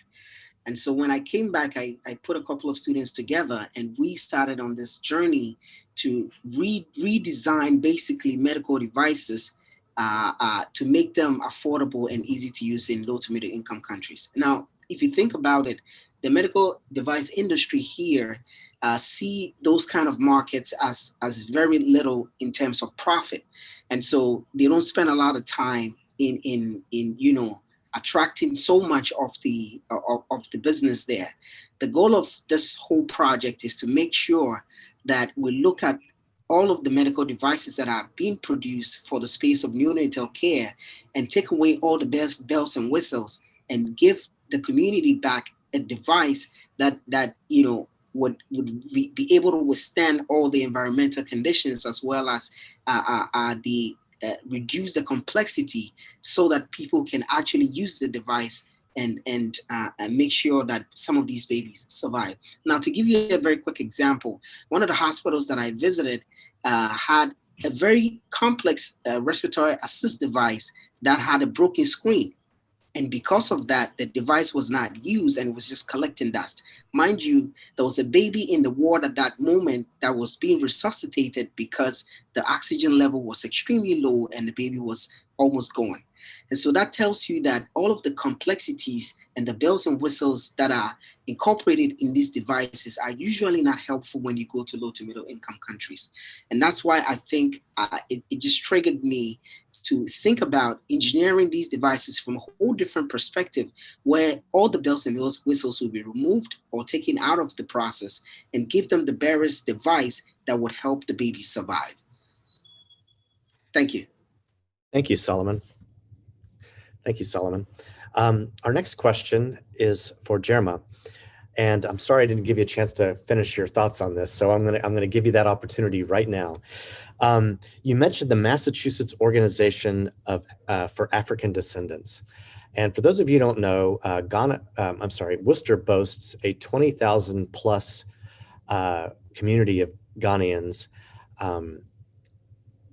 that's been around for quite some time, and they represent a significant part of our city life. And we have Liberians, we have Somalis, we have Ethiopians, Nigerians, among others. And so, Jerma, you're involved in organizing these folks. Can you tell us a little bit more about how you plan on doing this, and what do you see the capacity of this organization to become? Thank you. So the Massachusetts Organization for African Descendants started this year. There are some key leaders who are I'm from the Liberian community. We also have leaders from the Ghanaian community. We have Nigerian leaders, and you can name it. We're all a part of this coalition. We all saw that we need to come together because in Worcester, the African community is not at the table. And a little short history about myself. I ran for a local election in Worcester last year, and I saw the huge disparity going from wards to different wards and precincts and such, and and being a part of tables where there were Africans. So that's the reason. One of the reasons that really pushed us to formulate this coalition, and we have subcommittees where we deal with advocacy. So try to encourage Africans in Worcester to be educated on the voting process here. We've done work with the census. 2020 was this major census year for us, going into the churches, doing outreach into the churches. We also plan to look at how to see how policies affect the African community here. We also have a subcommittee that deals with public health and social services. During COVID, we learned that services were available, but members of the African community were not getting access to these or had lack of knowledge. And so there's a WPI group that is actually working with me this year to tackle food insecurity by the development or establishment of a food pantry, which is going to be at the 67 Vernon Street. That is the United or the New England SDA Church. That is a huge Ghanaian church based on at that location. And we're also doing research as far as to understand what is the magnitude of food insecurity in the African community. We are also doing assets to document the assets of the African community here, looking at the businesses, the churches, and what constitute as asset in our community. And then lastly, of course, we have other subcommittees that deals with public education. Our African kids are in the public schools here. And if you're attuned to what is going on in the city, it's a high interest for us to have such conversations to ensure that African students move forward in the education system here and becoming a student at WPI and hopefully going back to Africa one day to do amazing things. And for any other information, my number or my email can be shared with my WPI's email, my first and last name at wpi.edu. And we're hoping that with WPI having this partnership here and in Africa, that we will also be a partner with WPI to help us advance the conditions of Africans living in Worcester. Thank you. Thanks, Jerma. Appreciate it. We have a good friend who's asked a question, and colleague, Trent Masiki, and he asks, can each of the panelists talk about the influence of the humanities and how how they conceived and implemented their projects. So we don't have time to ask everybody that, but I'd like to ask two people in particular because I know they have a certain perspective. And Joelle, I'd like to ask you, and then Dr. Fred, I'll ask you as well.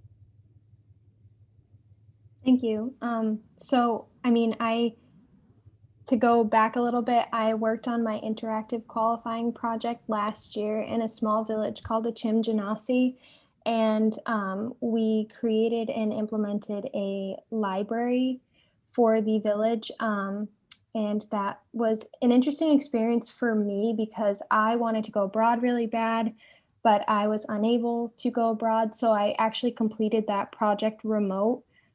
So that was kind of like not unheard of, but it was a very new and unique experience to do that. And working on that project and getting to know those people and make connections really inspired me to want to do something further. And I can't take credit for the project. Rob Kruger hooked me up with the project. So thank you to him and Dr. Mensa. But I think that kind of speaks to, I started off broad and then focused in because I wanted something for my major, a project for my major. Thanks, Joelle. How about you, Dr. Fred? Well, my journey into medical devices started, of course, with a personal event when I was assaulted as a PhD student at the University of Dayton, and I almost died. And, you know, the interactions that I had with my nurses, my doctors were quite a life-changing experience for me. I remember having a nurse one night, a male nurse in his 60s, and I actually thought he was a doctor because of the long cloak he had and the stethoscope.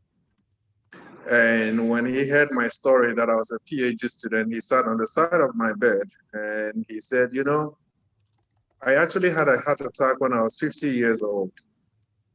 And I was given such good treatment by the nurses and doctors that I decided to go to nursing school at age 52. I was the oldest in my class. And at first, the young kids were laughing at me, but when they heard my story, they actually supported me. And I've been practicing as a nurse for the last 6 years, and I'm enjoying every bit of it. But I came into nursing by accident. And that really, really touched me, you know, that we can actually, even in adversity, we can find opportunities to extend a hand to others. And I spent all my career, the 16 years that I was in industry, was completely in the medical devices, medical equipment field. And I don't think that was what I was thinking when I first went to graduate school. You know, I thought I was going to graduate and go teach aeronautics, astronautics somewhere else. And then I ended up in medical devices. And so, you know, from time to time when I would come to Ghana, visit hospitals, visit people, I actually saw a deterioration, that what it was is now different from even what it was when I was here. Beautiful hospitals, nice whitewashed hospitals had now turned into albatrosses of death. And so with all this experience that I have, the question is, you know, can we begin to at least make syringes here? Can we make simple devices? And so for me, you know, medical devices and equipment is a personal journey. And I think it's the most exciting part of engineering, because that's actually the place where you can apply broad knowledge from transdisciplinary, as Robert would say. It's really what comes into building medical devices and equipment that will make an impact on people's lives. So that's the people aspect of what I do. Thank you, Dr. Fred. Your Excellency, there's another question for you. How do you think, what do you think the role of Africana studies should be in WPI's global school?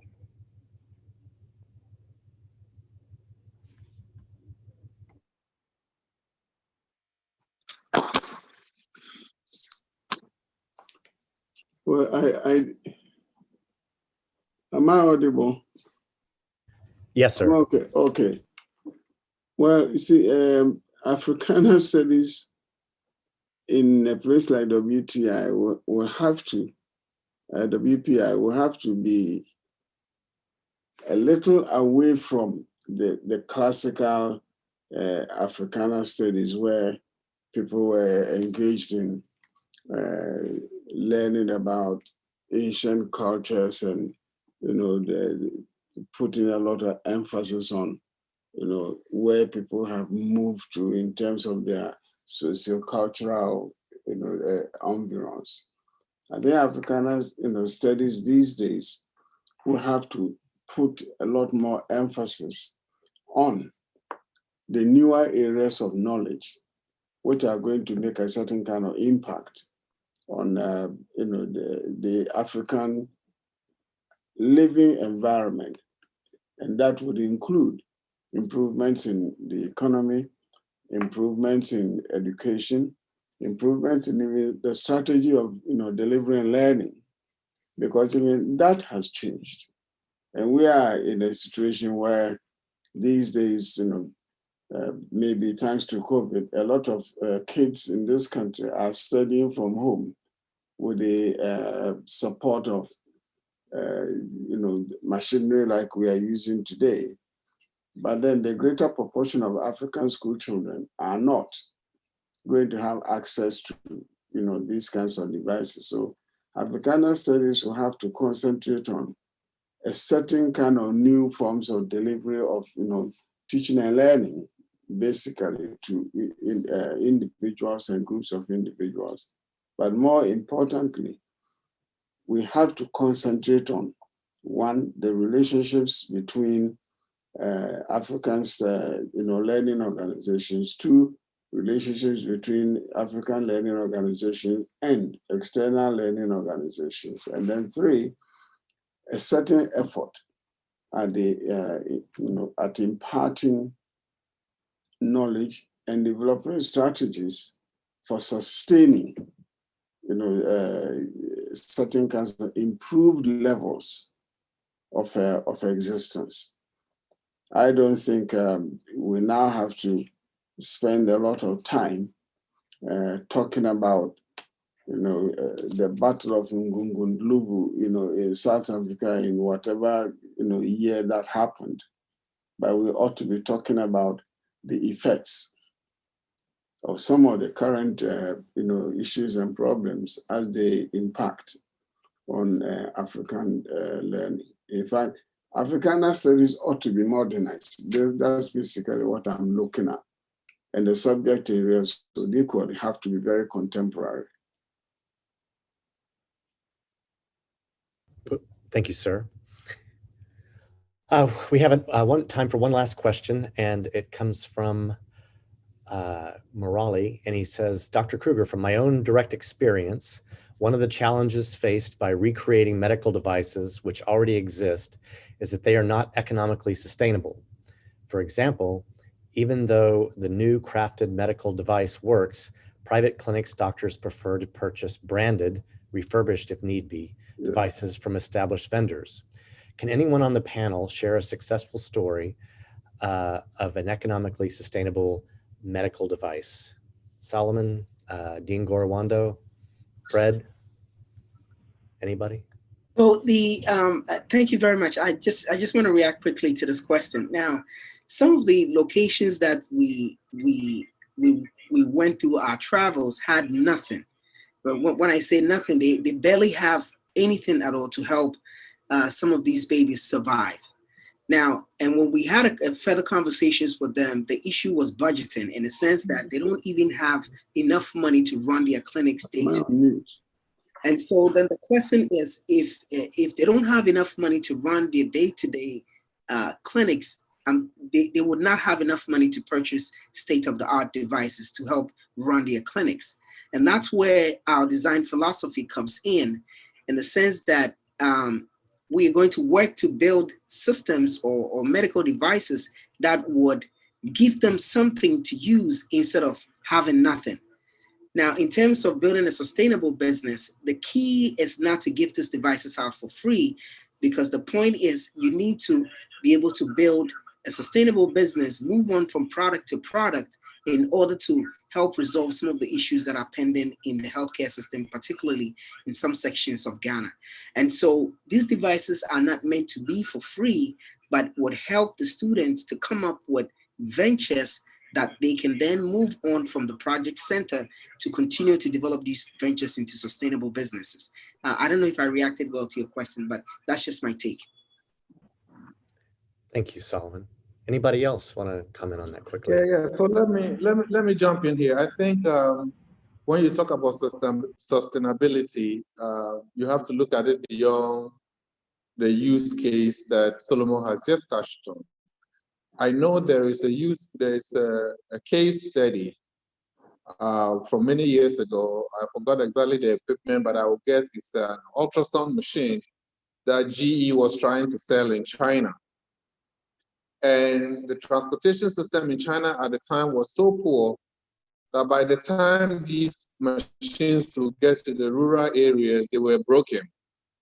And so the Chinese were not interested in the cumbersome ultrasound machines. So eventually, GE put together a team comprising Chinese engineers and scientists on one end and American engineers, and they redesigned that product for the Chinese market. So anytime you see these portable ultrasound machines, it could have come from that project.